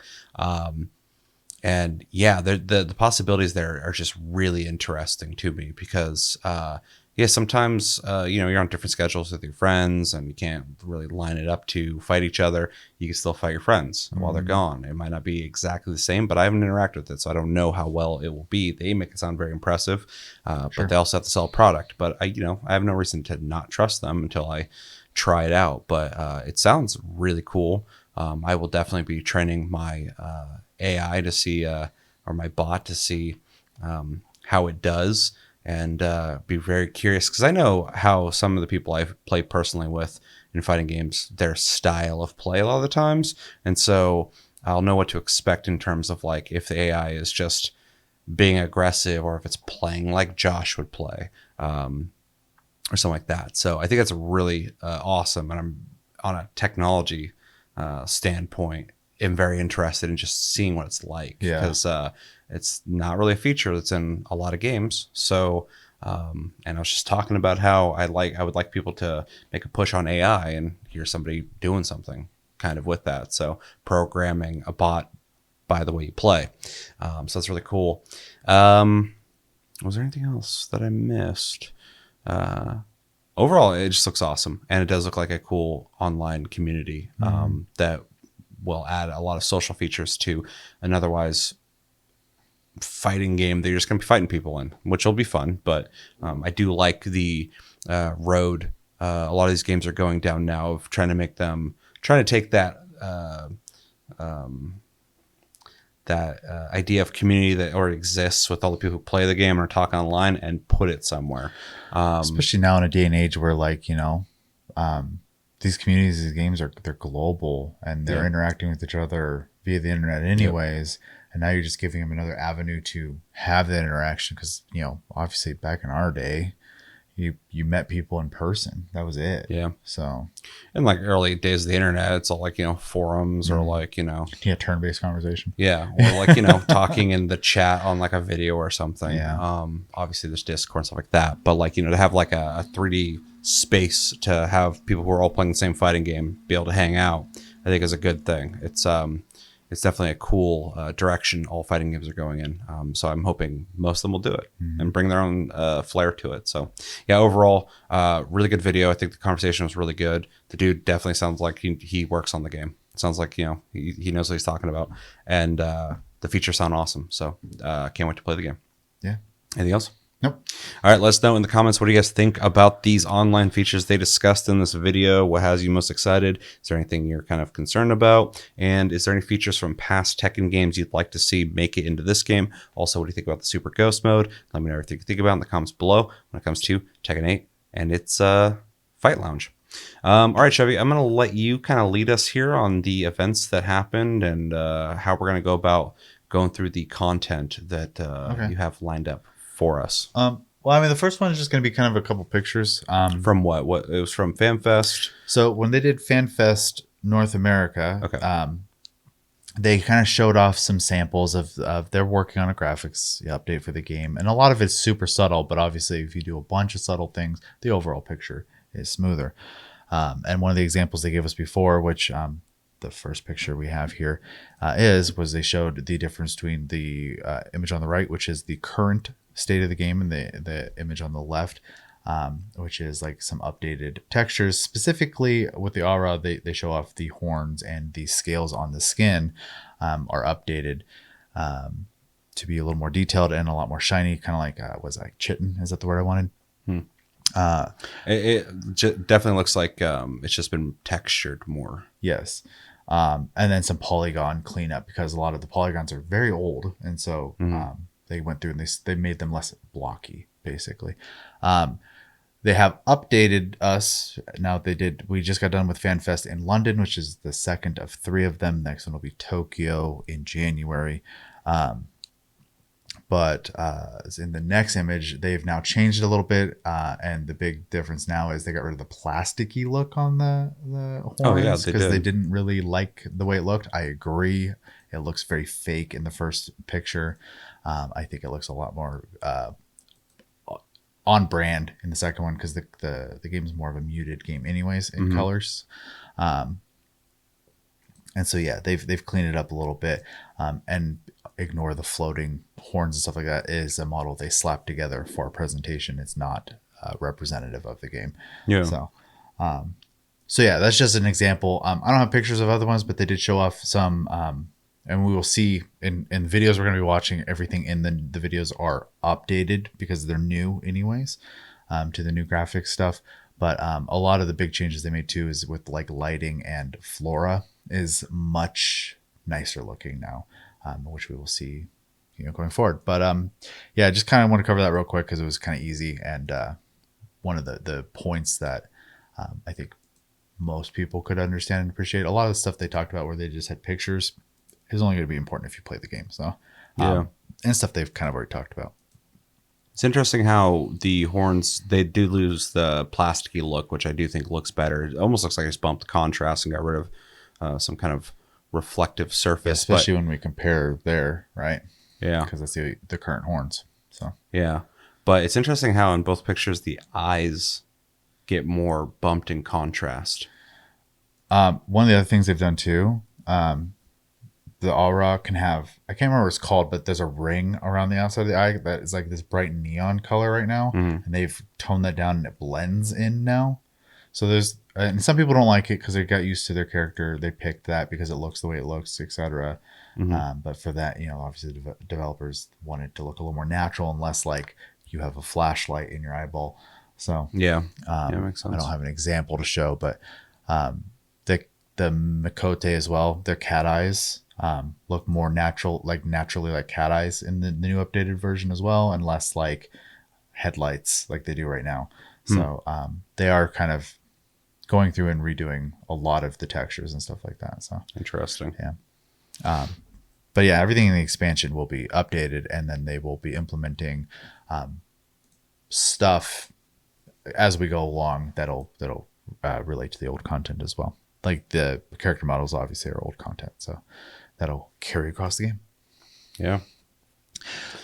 Looks good. It definitely looks cleaner. I think the difference between the last one and this one, for everybody listening, obviously, hopefully you've been able to gather some, but the original pictures, the horns are just brighter and scales are brighter and they look very plasticky. And those look very like flat. Yeah. There's not a lot of depth to, in appearance, and the new ones look like they actually have texture to them. So. Yeah, exactly. And then the newer ones, just are like more punchy with their contrast to the darker shadow elements of them look better. And then I think it makes the textures pop more.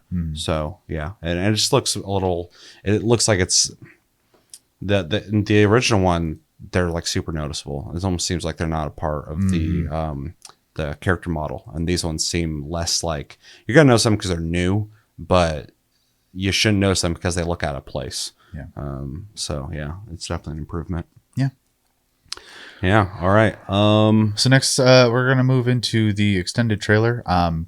Just kind of a quick, in case you don't know, Final Fantasy does 3 Fanfests when they do them. Usually we have a trailer or an expansion announcement, a teaser trailer, an extended teaser trailer, and a launch trailer.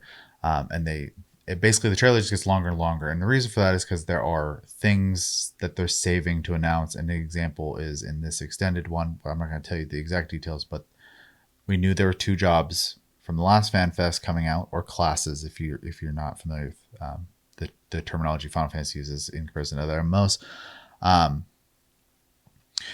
They announced the first of 2, and it's in the trailer now. So like that's okay. Yeah, and then when we go to Japan, they'll announce the other job, and it'll be in the trailer. So, and that'll be the full true trailer to it. So it's kind of a hype building thing. Yeah. It's fun. So. Yeah, so we've seen this, just we have seen this to this extent. We watched this last time. Yes. But now it's longer. Okay. So. All right.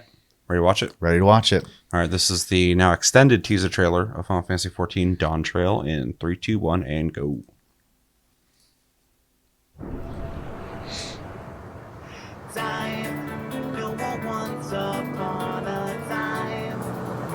I wonder how much you remember the last one. So. I remember a little bit of it. Be a good refresher. Blue seas, clear skies, and boundless possibilities.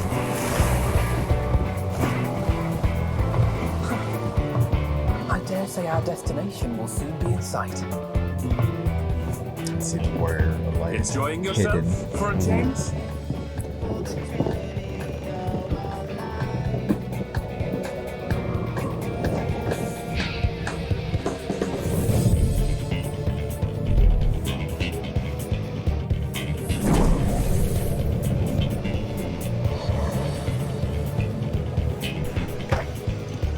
Base is out of control. So getting funky. Come now. There's no cause for panic.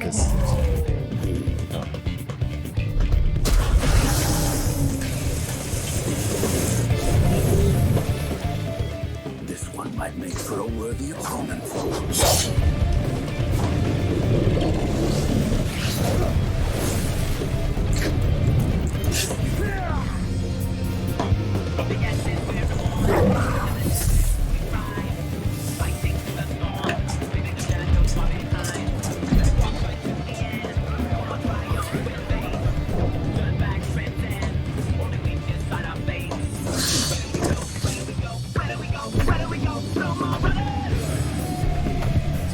Nosferatu Zod vibes, dude.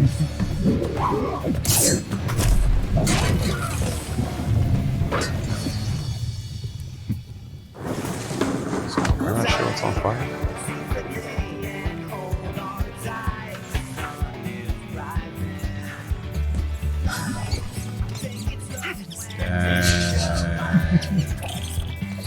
How much is that one going to cost? It's already in the game. Is it? Also, the theme of the expansion is the new world. A lot of sitting around having fucking cocktails and It's eating. supposed to be a vacation. It looks like it. New job time. I don't know anything about this.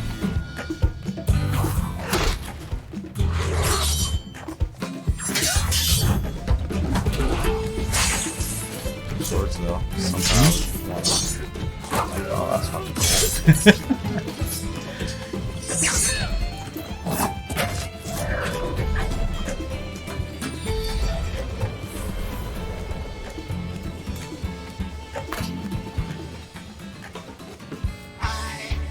At last, we have come to the land you call the New World. My home. Put out. Looks cool. I want to try out that job. I don't know anything about it, but definitely is stuff I like. Is there anything? We're running out of time for anything to happen. Mm-hmm. All right, so the newest things that were shown off there was the job stuff, the reveal, and then you said that fight was extended. Estinian fighting the creature was part of the extended as well. Yeah, because I remember a brief scene with him in the water area, but I don't remember the fight part. Yeah. So, Yeah. And there's some little tidbits here, like the little chipmunk thing was also not. yeah, I in the don't last remember that trailer, at all. so. Yeah, I definitely would have remembered that. Mm-hmm. It was a cool trailer. It obviously is an extended version of the one we've already seen. I liked it then as well, but obviously with the more detail and more things happening, I liked it more. But the job reveal was cool. I'd like to know more about it just because dual wielding and also using a dual-sided blade is shit that I typically like in games. So definitely has my interest. Yeah, well, and we're gonna watch a video on it, so I don't want to say too much yet. Mm-hmm. But the community's been asking for a dual wielding thing for a while because all we really have, in a technical sense, is like paladin, sword and shield, and then ninja. Like everything else is. Yeah, it's interesting. That's not a whole And the way we found out last expansion that they kind of think about what jobs to add. A lot of people were suspecting we were going to get, because Ninja's the only one that wears its armor set. Mm-hmm. And last expansion, it was just Dragoon had maiming set. And then they had Reaper who wears maiming set. And so now we have scouting set. And this new job is going to wear that armor. So now that it's kind of a good way for us to know what they're thinking is like how many people fit into that bracket. Not that there's less melee or ranged or whatever, but more so, the schools basically. So this is a speed class similar to Ninja basically. Cool. So, yeah. And then how many classes are going to be in this? There'll be one more. Just one more? Okay. So two? I actually am surprised they're still doing two because there's a lot of jobs in the game already. Yeah, it's kind of crazy. I speculate. We know it's a caster. They've said that much. There's speculation from all over the place. The one I have heard a little bit is Green Mage. I don't know anything about Green Mage. Just from older Final Fantasies. But that's kind of the... Well, I remember people were saying something about Corsair before, something like that. Well, that's what they thought that was going to be. Yeah. And it's not. It's an original Final Fantasy. Yeah, it's kind of 14 interesting job.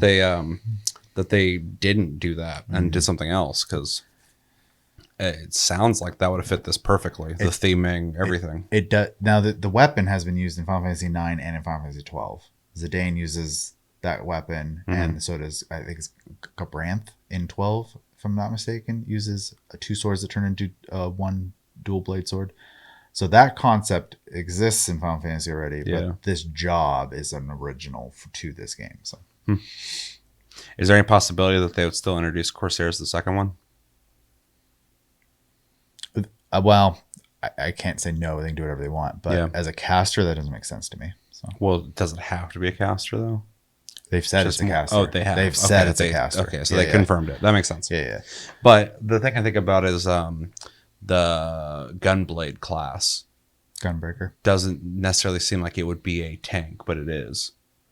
It doesn't play like a tank either. That's what I'm saying. Yeah. So they could bring a class that people still expect, but twist it in the way that they want to as well. So I think they've been doing a good job of surprising us the last 3 with expansions this, it now, seems like it for sure. So which is good. yeah, but overall, it was a good trailer. It has me interested in playing this expansion, but I'm not caught up. But I kind of like the vibe feels fresh and different. Yeah, if I would have brought more stuff for us to react to, I didn't want to get too into it because we'd been here all night. No, that's cool. But they showed pictures of dungeons, and it's funny because you can kind of see that the vacation vibe turns into a serious story. Because well, the trailer has that feeling to me as well. Yeah. Because even the music keeps fluctuating between like this kind of like wild bass kind of like fun theme of just like people on the ocean or drinking stuff and eating food and hanging out. But then when I got to the fight scenes, the music would just transfer into something a little more serious. And so I got that from the trailer. Also, throwing it out there, we're going to be reacting to, I think, like 4 videos here. If you want to see like a full breakdown of everything that was talked about, you want us to talk about it, let us know in the comments. We can definitely do a TLG Reacts and go more extensive. Yeah, at that point, I'd probably just pick a longer video for us to watch. Sure, that's fine. Yeah. It, if people want to see that, let us know. Otherwise, we won't put time into that. But if you guys want to see it, we can do that. Yeah, I don't know how many Final Fantasy 14 fans we have. At least watch us. 2. Yeah. But yeah, for me, I like the trailer a lot because the first trailer, if you guys, I vaguely remember, but I was kind of like, yeah, it's fine. It's, it's starting a new adventure, but like there was no like huge seriousness to it. This one's starting to kind of tease more of the seriousness. Yeah, I got that way more this time. Yeah, and I like that. And this reminds me of Monster Hunter. The full story, the full trailer, when we get that, will be cool too. I'm also looking forward to what the stakes are going to be, because even during some of that keynote, they talked about how the ceruleum, or it's basically gasoline, it's fuel, right? Ceruleum is a fuel. There's places where fuel has been found basically in the New World, and there's like machines being put up to like pull unobtainium. So it just sounds like a war for oil, basically. Yeah. We'll see how that goes, but I could be wrong. That's just, they've kind of said a little bit. And you can start the story off with that conflict and then have actual villains and characters come up from that, though. Well, they showed one of the bosses, concept art of it, and it was insane looking. So very, very Final Fantasy looking. That's cool. So yeah, but yeah, cool trailer. I liked a lot. But they do good trailers always. So yeah, I've always liked their trailers, even if I don't know what the hell's happening. But it's Final Fantasy, and I like the visual style and theming and music of Final Fantasy, and 14 definitely has its own especially in its audio vibe, that makes it interesting enough while still maintaining that very Final Fantasy feel. So though Soken made 16 definitely sound like a Final Fantasy game. So I gotta fucking beat that game too. Oh my god, dude, holy shit! Gotta buckle down. Yeah. Anything else? No, I think we should move on to the job trailer. Is that the next one? Yep. So can I just hit next here? Go down. It's down there. Yep. All right. So pausing real quick, turning the audio back on. Let's just kind of start going. Yeah. This is the Final Fantasy 14 Dawntrail new job Viper. Yes. That's the name of it? That's the name of the job. Okay. Yep. Do you have anything to say before we watch this? No, I'll wait till we're done. Okay. It's only 1 minute. Let's go.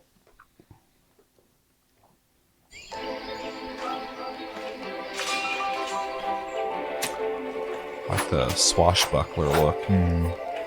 I called it a European ninja. Yeah. It's almost Assassin's Creed-esque. Yeah. That's what Chris said. Yeah. I really like the weapons. It's definitely... You'll have to buy the expansion out of the access to this, right? Yes. But you can play it before the expansion. expansion. Expansion, you can unlock it. Okay. Because that looks fucking cool. It starts level 80, so... Level cap's going up, right? 100. Okay. Oh, yeah. That's fucking sick. They didn't show much of the duel or the bird. It was like, it's like combo 1. It's like, seems to be dual wielding. Combo 2 is the connected. You can rewatch it if you want to try to catch it. And then there's a burst. Obviously, we start going super fast. So yeah. But it'll start off with dual wielding, and they'll basically do like your 1, 2, 3 combo. It looks like, and then it'll move into him connecting the blades together. I think it's right here. Yeah, right there. Oh yeah, I didn't even notice that. Yeah, and then it moves into a new combo. Interesting. Yeah, that makes sense though, because I was like, how do you? Would it be stances you got to activate? I but think if it's just part of switch, if it's just like combos, it makes sense, and it would make the flow better to do it that way anyway. So. Yeah, and obviously it's gonna be hard to tell until we see like the actual abilities. This is just a showcase, so they might not even be doing it in an optimal order. More so, they're showing it in a way that looks cool. So Love seeing the Xbox at the bottom of that. Finally. Yeah. Oh, I have that actually. It was some stuff I was gonna bring. I could do it right now actually. Yeah. So I already brought up the level cap thing. Level cap's going to 100. The Xbox open beta starts mid-January. To February. Soonish. So if you have an Xbox and you want to try it, open beta is coming soon. And I'll save the next one until we're done talking about this. Okay. Those are the 2 things I wanted to make sure to kind of throw out there. Okay. Information wise. But yeah, obviously it sounds like you like what they're showing. I really like this. I think everyone who's seen it has said that. Yeah, it's just cool. But like, and I think most of the classes that they show off, even visually, if it's they always look cool, even if I'm not into it. Like a lot of the caster types have some really cool visual stuff, but I'm not really into casting in games. You should try Red Mage. I think it's Summoner is a lot of fun too, actually. Maybe. Now, but Black Mage is not going to be that never sounds appealing to me. Yeah. But even the Gunbreaker, I think, looks really cool. That's what it's called, right? I think you'd like it. It's pretty fast paced. Yeah. So yeah, they do a really good job with like the style, but everybody likes dual wielding in games. Everybody likes 2-sided swords or whatever. Edgy boys. Yeah. Yeah. But yeah, it's definitely something I'm definitely into. So looks really cool. Definitely looks like a job that I want to play. So yeah, definitely want to try it. And on a gameplay level, I do think that the flow of combat from what they're showing us so far looks good. It looks like they got it figured out. Of course they do, but I don't know. It looks satisfying. So yeah, for me, the big thing for outside of like it being cool looking and stuff is I don't like playing ninja. So whenever I get that I get that armor, it does nothing for me. I just have to put it away or sell it basically. Yeah. Now I can, if this job's fun, which I hope it is, I'll have use for that armor set finally, and I can actually like hold on to some ninja or scouting gear. So and then I can actually have someone to have that armor for, because like even with like the Dragoon and like Reaper thing, right? I like playing Dragoon, so like it was never a problem for me. And then Reaper is also pretty all right, and so like I have that armor. It works for both of them, type of thing. Tanks share armor, healers share armor type of thing. So something we're kind of used to. And Ninja was just a set of armor I was throwing out. Ranged was the same way until like Dancer. I really like playing Dancer, and so now I can have ranged gear. Yeah, the Dancer looks cool too. Yeah, it's a lot of fun. And it's a little more like it's like simple to play, but also you have to pay attention because you're basically playing Simon. Like things pop up and you have to hit them. Interesting. When they pop. So you like use move 1, percentage chance to move 2 happening. You hit move 2, percentage chance to move 3 happening. If not, you go back to the beginning, and you kind of just do this back and forth thing. And then you have this burst move, which is basically like you have 2 of them. There's a short one that it happens more often, and a longer one that does more damage but longer cooldown. And the buttons come up, and they literally there'll be 4 of them, but the order you hit them in is random, and so you have to be paying attention to hit them. So it's fun. Yeah, no, Viper looks cool. I was not expecting it at all. I honestly was expecting him to pull out a curved blade and to be like a swashbuckler or a pirate type or something like that. Maybe even like a pistol and a sword type of thing. But that's not the way they went. And pistol and a sword would have been fucking huge for me. I love that. Yeah, and they still could in the future. I am wondering eventually they're gonna have to, development-wise, probably switch to one job in expansion, because the amount of work I imagine is getting crazy. So yeah, they're doing it though. Still adding. So yeah, that's impressive. Yep. All right. Anything else? Not for this. The next like little tidbit I'm going to bring up for like features and stuff. Every expansion they add a new 24-man, which is kind of like the casual raid. You queue in with 23 other people, and you go through a whole story. They've done Ivalice, so you have like a Final Fantasy Tactics 12 themed one. They've done Nier, so there's a whole Nier themed one. They've done the Crystal Tower one. They've done one that's like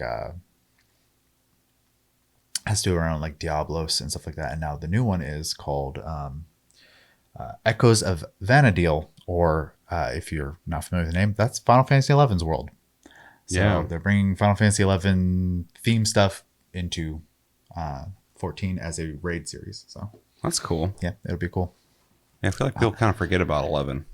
Yeah, well, they're also doing kind of like a push to like maybe try to see if there's still interest. Like it has a stable player base, but I think they're trying to see if people want to check it out still, because the game's been on for a long time, and they've recently done, which no one thought they would do. They did another storyline. What recently. team works on 11?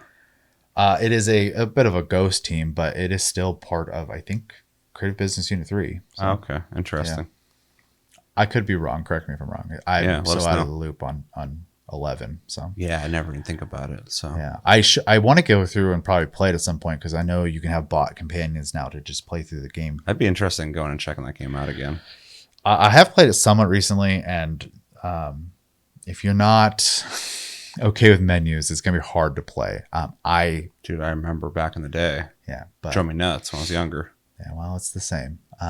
I don't mind it, but it's 100% gonna be rough for I think modern gamers to play. So true. But yeah. All right, next video. Yeah, so I think the next one is so we're gonna show off some of the zones, basically, that they only had 2 examples to give us. So we'll see some of the 2 of the new zones. Okay. This is Newtown Tuliolol. Yeah, this is the main hub. Tuliolol. Yeah, I don't know how to say it. Obviously, we have kind of a Mayan style, I guess, look to it. It's like, South American coastal dock towns, definitely. A lot of this expansion reminds me of North and Central America. Yeah, Central America, for sure. There's a zone that they only have a picture of that literally looks like Texas or Arizona. I like the look of this. And this is with the updated foliage and graphics. Yeah, I will say it looks much better than the zones, and not just in it's a newer zone way, but like technologically it looks better made. So yeah, there's a quick little zone tour of the main. That'll be the new main city. So that's where you'll go to like sell stuff. Yeah. So I don't have a whole lot to say other than it looks really good on a design standpoint, an artistic standpoint, but also just graphically it looks better than what I'm used to with the game. And it also kind of gives me a Monster Hunter vibe. Yeah, just because even in the trailer, just like a lot of the hanging out at like near the ocean, eating a bunch of like meat and stuff just reminds me of Monster Hunter. I get a little bit of Final Fantasy 11 out of it too. Interesting. Yeah, but a lot of people for a long time speculated that the new world was going to be that would have been really interesting to merge the games. Yeah, but I don't think they want to do that, but they are nodding to it, obviously, with that raid. Yeah, that would have been kind of cool, though. Also, one of the Beastmen races is called Moblins. They're like these, like almost like steampunky style, like goblins. Mm-hmm. They're from 11. Oh. Yeah, so kind of funny. Yeah, definitely. They're really good about taking stuff from other Final Fantasies and making a 14 version of it. So, but yeah, the next is just a zone, I think. So, this one? Yeah. All right. So this one is new areas, Yaktel and Urkopacha. Yeah, they started saying all these names during the keynote. I was like, I'm not going to be able to say that. So yeah, at the very least, people and MMOs will just shorten it or something like that if it's too difficult to be repeating. But I'm sure once you hear it enough times, you'll just know how to say it. Right, for sure. All right, let's watch it. Okay. Yeah, it looks way better, just texture-wise. I also like the vibrant colors. Everything just pops. The expansion I just played through was really dark and drab. It's a pretty bleak expansion anyways, so. But yeah, I like this a lot. Yeah, it looks cool. Also new fog effects. Yeah, that looks really good. the foliage even looks better. It's also better like God rays and stuff like that too. Yeah.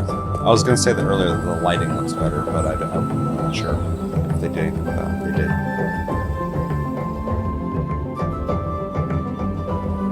Yeah, it's good. Especially for an MMO, like For a 10-plus-year-old, yeah. looks really crispy.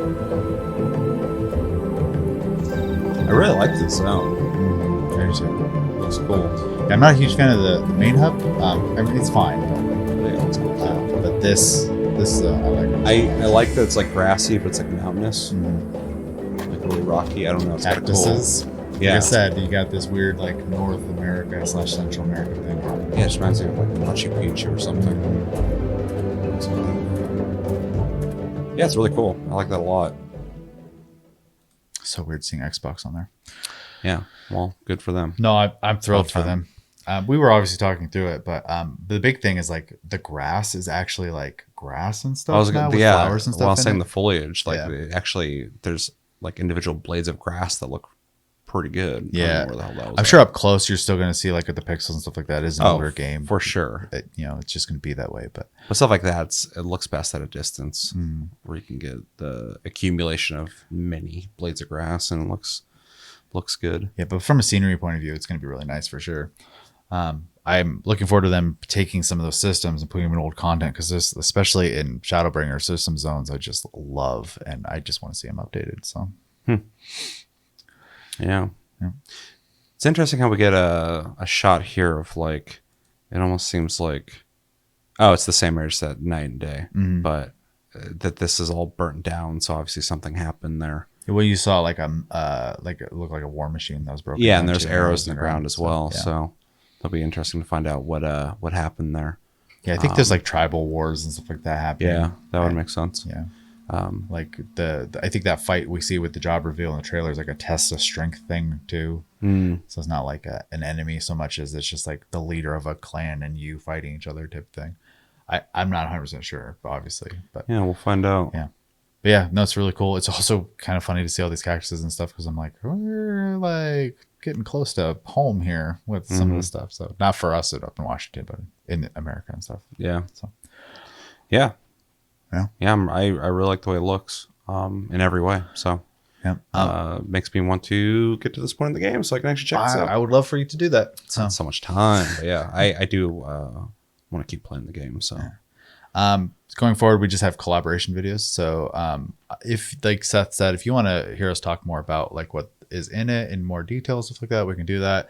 I wanted to keep it kind of simple just because, well, for time's sake, but also, not everyone's going to be into this. I don't want the whole episode to be this. yeah, So. unless I was prepared for like doing a TLG Reacts where we're only talking about that, a lot of that will get lost on me unless I'm like prepared to be like learning new things about the game, stuff like that. So yeah, for the flow of a Tasty Cast, I think it's better if we just kind of keep to the bigger points. So yeah, and this is all I got for Dawntrail. Coming up is some cross events with other brands. So I really want to know how this is going to work. it's we'll talk about it.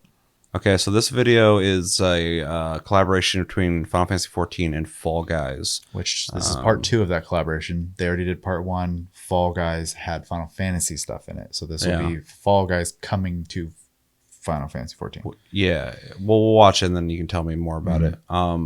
Yeah, so that video in 3, 2, 1, go.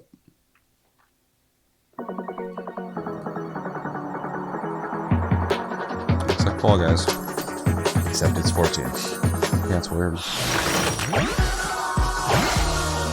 Oh shit. This will give him play 14. Just doing this shit. They already have stuff like this in there. It's just not vibrant like this.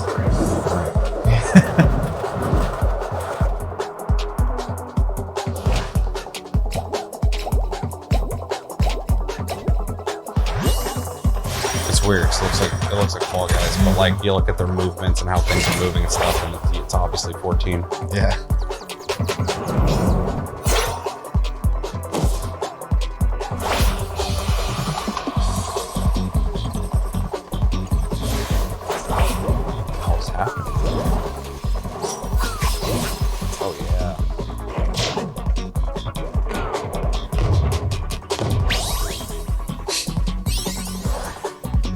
Oh yeah. And the little pets. Mm-hmm. Was that a mount in the back? I didn't catch it. Yes, I think so. Yeah.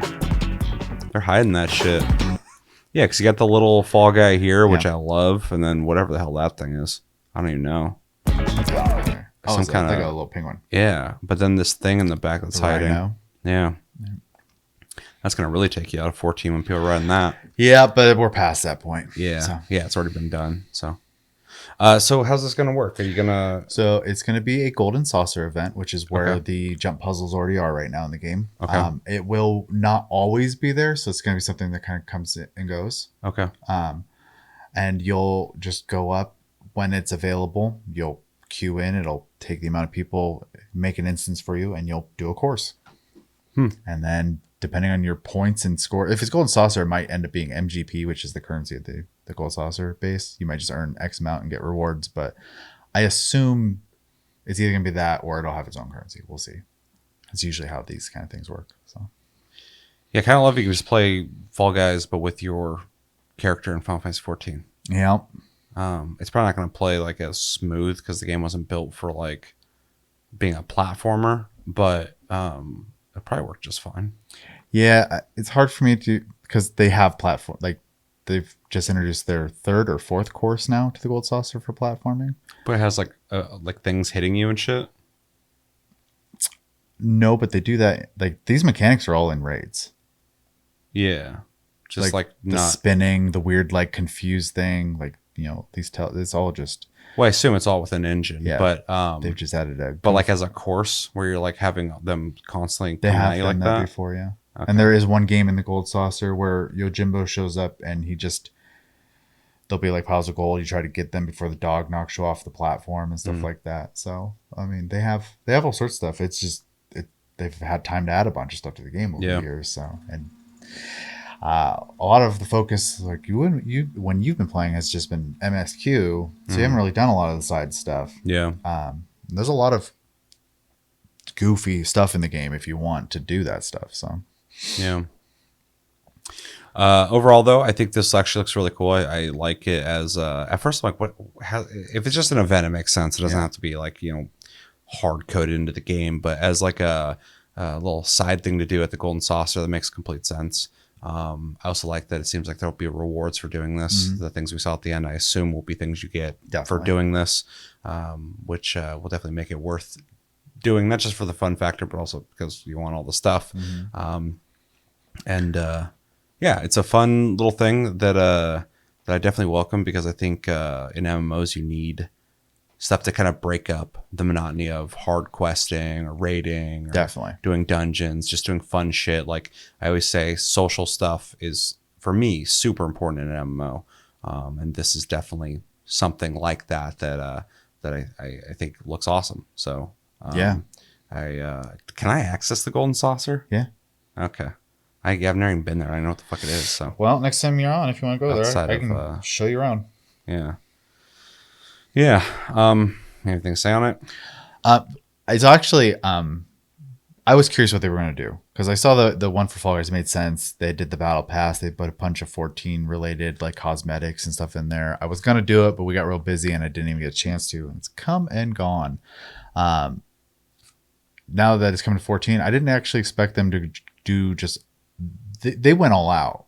Like, it's kind of crazy. I expected like a fight or something, or like a thing like the Yojimbo trial in the Gold Saucer was just like a quick little thing, not a bunch of courses that are actually Fall Guys. It's kind of wild. And then throwing all the weird dungeon and raid mechanics that exist in the game and just making it a platformer thing is a lot of fun. So I probably did a little bit to get the rewards. I hate platformers though, so I probably won't do it a whole lot. But I do think it's super cool. And a lot of people go to the Gold Saucer just to do the platforming thing, because it's every 20 minutes the platforming thing pops up and you can go do it. So, so pretty cool. I'm looking forward to see the courses from the perspective of playing it and not just from a promotional video. But this is probably one of the cooler collabs. The only other one I can think of off the top of my head that's like it's still in the game is the Monster Hunter collab, where you can fight Rathalos to get him as a mount. Is pretty cool. So I need to do that. I have not finished it because it is a grind. Oh, really? Yeah. Cool to have Rathalos, though. Yep. You can fly around on Rathalos, so I didn't even see anybody in the game with it. you have to work for it. I've seen a couple people with it, but it's been out. That came out in the expansion you're heading into, Stormblood. So yeah, I haven't while. even seen that, so Yeah. I'm curious what it even looks like in game. It's him. Yeah. That's cool. Yeah. So yeah, it's cool. MMOs always do this kind of stuff. This is just, I think, a little above and beyond, and it's pretty cool. So Yeah, no, I didn't expect this at all. Yeah. So I thought their collaboration was just going to be one-sided, advertising for 14 in a small indie game. So, Yeah. But to see it the other direction is very cool. Mm-hmm. So, anything else? nope. All right, last one is Final Fantasy 14, Final Fantasy 16 collaboration trailer. During the keynote, Yoshi made a bit of a joke when he was talking about this collab. He's like, I went and I talked to the producer of the game, Yoshi P, and asked if we could use Final Fantasy 16 and 14, and he said we could.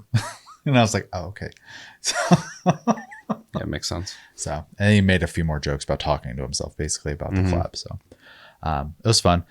I won't say too much just yet, but I will kind of give a warning. If you haven't played Final Fantasy 16, it won't be spoilers for you, but potential spoilers here. So maybe skip this part if you're interested in playing 16. So Yeah. All right, let's check it out and see what they got going on.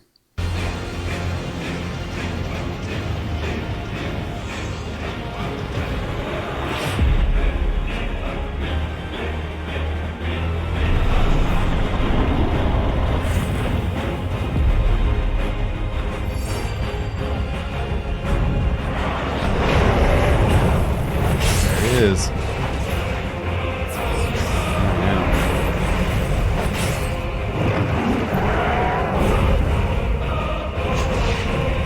It's cool to see.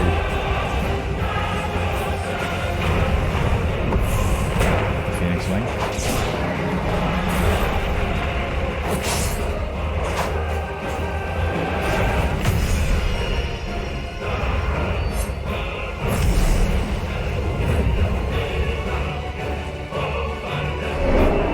Song.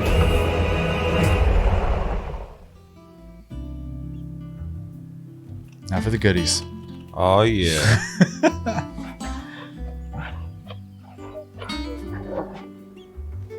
What the fuck is that thing? That's Torgal as a puppy. As a minion. Dang. Love that. Yeah. So I will be getting that. Yeah, because that is I need dope as those. fuck. That will be a limited event, so you'll want to make sure not to miss that one. Yeah, let me know when it's happening. Yep. Because I want that shit. Yep. Yeah, I mean, it's cool. It's a cool collaboration. It makes sense as a collaboration. Yeah. Final Fantasy 16 is the newest Final Fantasy, so getting some cross promotion and advertising for it in 14 makes a lot of sense. Also, I think fits a little better in 14 than a lot of other collaborations because it's Probably. Final Fantasy. I don't think Torgal looks too out of place in 14.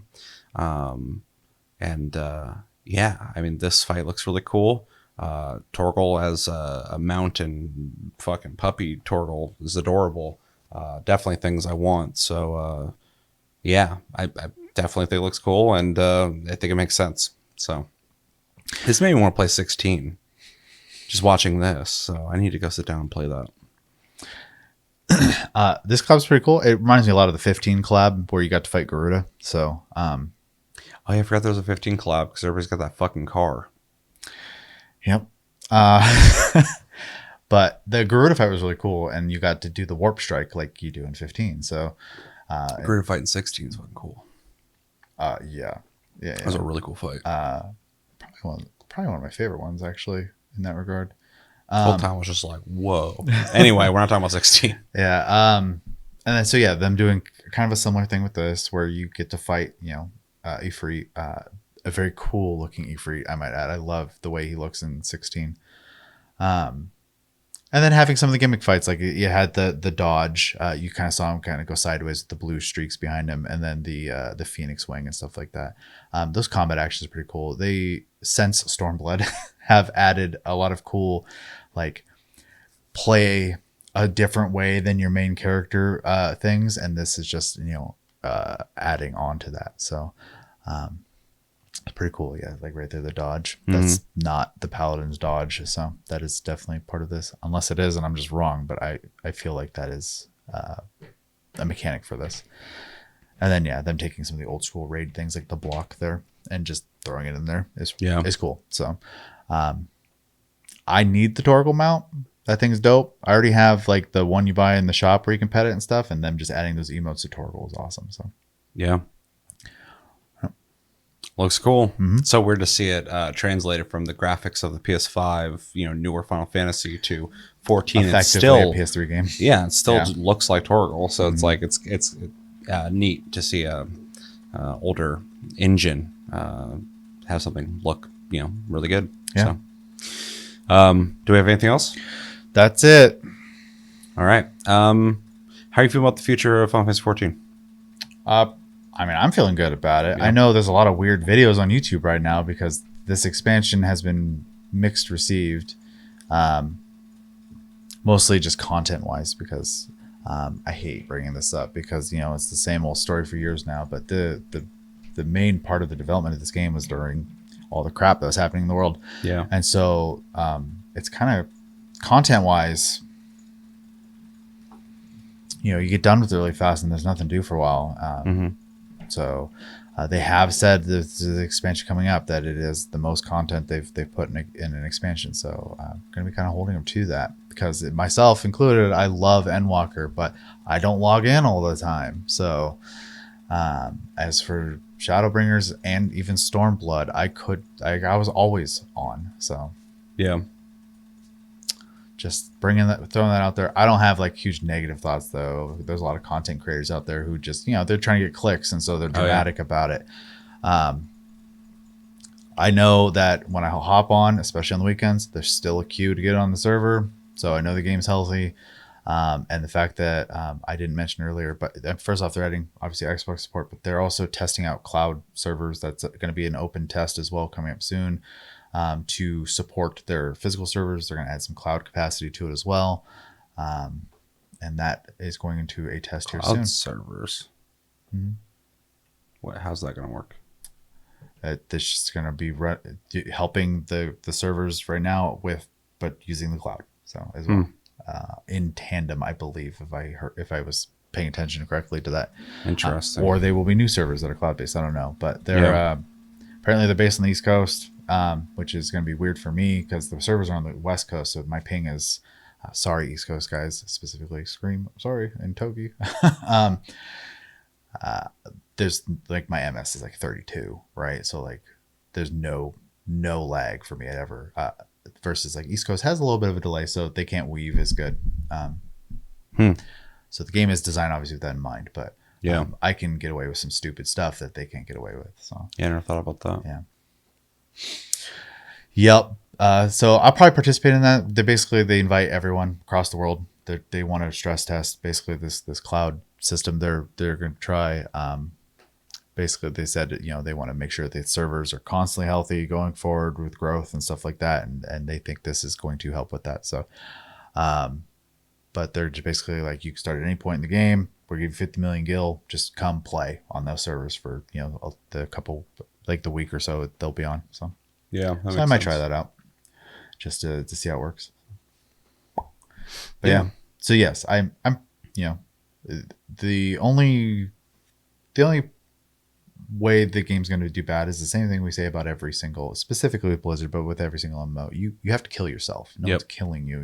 It'll be yourself. So they have to just really mess up, and I don't think they've really messed up. I think they have to evaluate content to make sure people stay logging in, because I think that this expansion, that was the weakest part of it, was just, you know, outside of our peers and casual players, like a lot of the medium core to hardcore players, there are stuff to do, and so that's something they should hopefully address, but that should not be the only focus. So MMOs are tricky. You have to appease everyone. That's hard. I do not envy their Especially jobs. the bigger the game gets with more things going on. And some people are like, I prefer this stuff you've been doing. Other people are like, I prefer this stuff you've been doing. It's like you're getting stretched in different directions. So yeah, it's definitely a hard task to take. For sure. The only other thing I didn't mention, I guess, was the game currently has a limited job called Blue Mage. It is not in the same systems as the rest of the game. It's literally a mini game where you level the job. It's broken intentionally so you can just do OP crap with it. But it doesn't interact with the current systems because then you would just get endgame currency really easy. So it's its own little thing. That will be expanded still into the expansion, but they did finally come out and say they are adding a second limited job. We don't know what it is yet, though. So hard to explain, and it's not for everybody. It's definitely just you're playing it because it's fun type of thing. So That's weird. it has rewards and stuff, don't get me wrong, but it is outside of the progression system. So Yeah, it's weird that they even decided to do it that way. But I mean, if it's fun, it's all that matters. yeah, they said they had two choices. They could, I could be misquoting. It's been years now, but they could have made Blue Mage and like made it its own thing to work in 14, or they could just actually make Blue Mage and make it separate from the systems in the game. Because like support isn't a thing in 14 because the 4-person party system, and so like you have DPS, you have healers, you have tanks. So that's it. There's no support classes, and so any jobs that would have support skills, they have to change. And they didn't want to change Blue Mage because it wouldn't feel like Blue Mage, because Blue Mage can do monster abilities. They can just take monsters' abilities and use them. And so they decided to make it just its own thing. Yeah, I guess it kind of makes sense. Yep. And two mixed, reactions. I think it's fun enough, but I don't like I'm never like aching to go play Blue Mage. It's just something, every once in a while I'll go do. Chris has been doing it all lately, and he's been trying to get me to go do it, and I'm just not in the mood for it. So I'm like, I mean, I'll help you, but I don't really want to do it. Yeah, at least it adds variety to the game, so yeah, for sure. Things to do. That's it. I promise. That's it. Unless you guys want more, let us know. Yep. And yeah, overall, I just think everything's looking great. I think the collaborations are exciting, and they look fun. They got content that I want. The expansion looks really cool. I think the Viper class looks awesome. Got to get caught up, and I want to play Fanfest 16 now. So if anything happened in this Tasty Cast, it's that I have a slight interest in playing Minecraft, Fortnite, and Final Fantasy 16, which is not good for me because I got other shit I got to be playing. So. Well, 16 is one of the ones you should be playing. I should be playing it for sure. But I kind of convinced myself that I was like, I got other games I need to prioritize. But now I'm like, I'm already like, 20 hours into that game. I should just play that. So if you don't do all the side stuff, it's not that long. I won't do all the side stuff. And that's not anything against the side stuff in that game, unless it's that compelling. But I just am not somebody. I'm not somebody who does all the side stuff in games typically. I don't have that kind of time, and a lot of times side stuff isn't even compelling enough to play, like gameplay wise, rewards wise, or story wise. I'm sure 16 has been thought out, but a lot of games side shit is just so filler bullshit. True. That it's just not interesting to me. I do think people are getting better about that, but they are for sure. They are. But yeah, at 16, I had told myself if the side stuff wasn't worth doing, I wasn't going to do it, but I ended up doing all of it, so I found it worth it. Yeah, for the longest time, that was just kind of my my thought process on it, and then I played The Witcher 3, and that just solidified even further. I was like, people just don't give a shit about their side stuff. They're just keeping you busy, because these guys made like all these individual stories that like were like, there could be their own story, their own game that you're playing through, and they're like just the side quests. And then I play like an Ubisoft game, and it just feels like an AI generated some bullshit to keep you busy. So did. then obviously 16 is a newer game, but I do feel like everything's more handcrafted with 16. So yeah, and a lot of it's just to like obviously encapsulate the lore outside of just the main story itself, but you get more information on the world itself. And I do like the world, the lore, and the characters, stuff like that. So I probably would feel more inclined. Plus, it's an action game for the most part, but it's also an RPG, and in a lot of JRPGs, I do get invested in the worlds and want more from it. So probably helps in that regard. So, but yeah, overall, everything we saw here looks really cool. I really like the direction everything's going. I think it's a fresh, new direction that hopefully pays off, and it looks promising, specifically with the new locations in the class. The class I was very happy with. So and I assume a lot of people are stoked about it because it just looks badass. But I'm very curious about the next class or job that they'll be showing off. And do we know when? January. Okay, so we got some months before then. Yeah, overall, really happy with what I saw here, and looks awesome. So, anything else? That's it. All right. Well, we only had one episode before this, and we didn't really get any comments on that one, so we will not be doing the reading your comments thing. But I invite you to comment on this and have a conversation with us. What you think about all the stuff when it came to FanFest London, right? What stood out to you? What are the biggest things that you saw here? What are you most excited for? Do you have any reservations on where Final Fantasy 14 is going? What do you think about the collabs? What do you think about the Viper class? Let me know, or the job. And then what do you think about the new locations? Comment down below, and we can read them on the next Tasty Cast and have a conversation with you guys. But yeah, overall, let me know everything you think about in the comments below when it comes to this, and we'll roll the outro. Thanks for joining me, Chevy. Oh, yeah. And thank you guys for joining us as well. All right, that's going to do it for episode 196 of the Tasty Cast. As always, thank you for watching. Make sure to like and subscribe if you enjoyed this episode. Make sure to check out our other episodes. Check us out on our socials and streams, link down below. Check out our Discord, link down below. You can talk to us anytime, all the time. We're on iTunes, Spotify, and other podcast platforms if you prefer to listen to us in audio form. And we have a Patreon if you'd like to support the channel more than liking, commenting, and sharing and subscribing.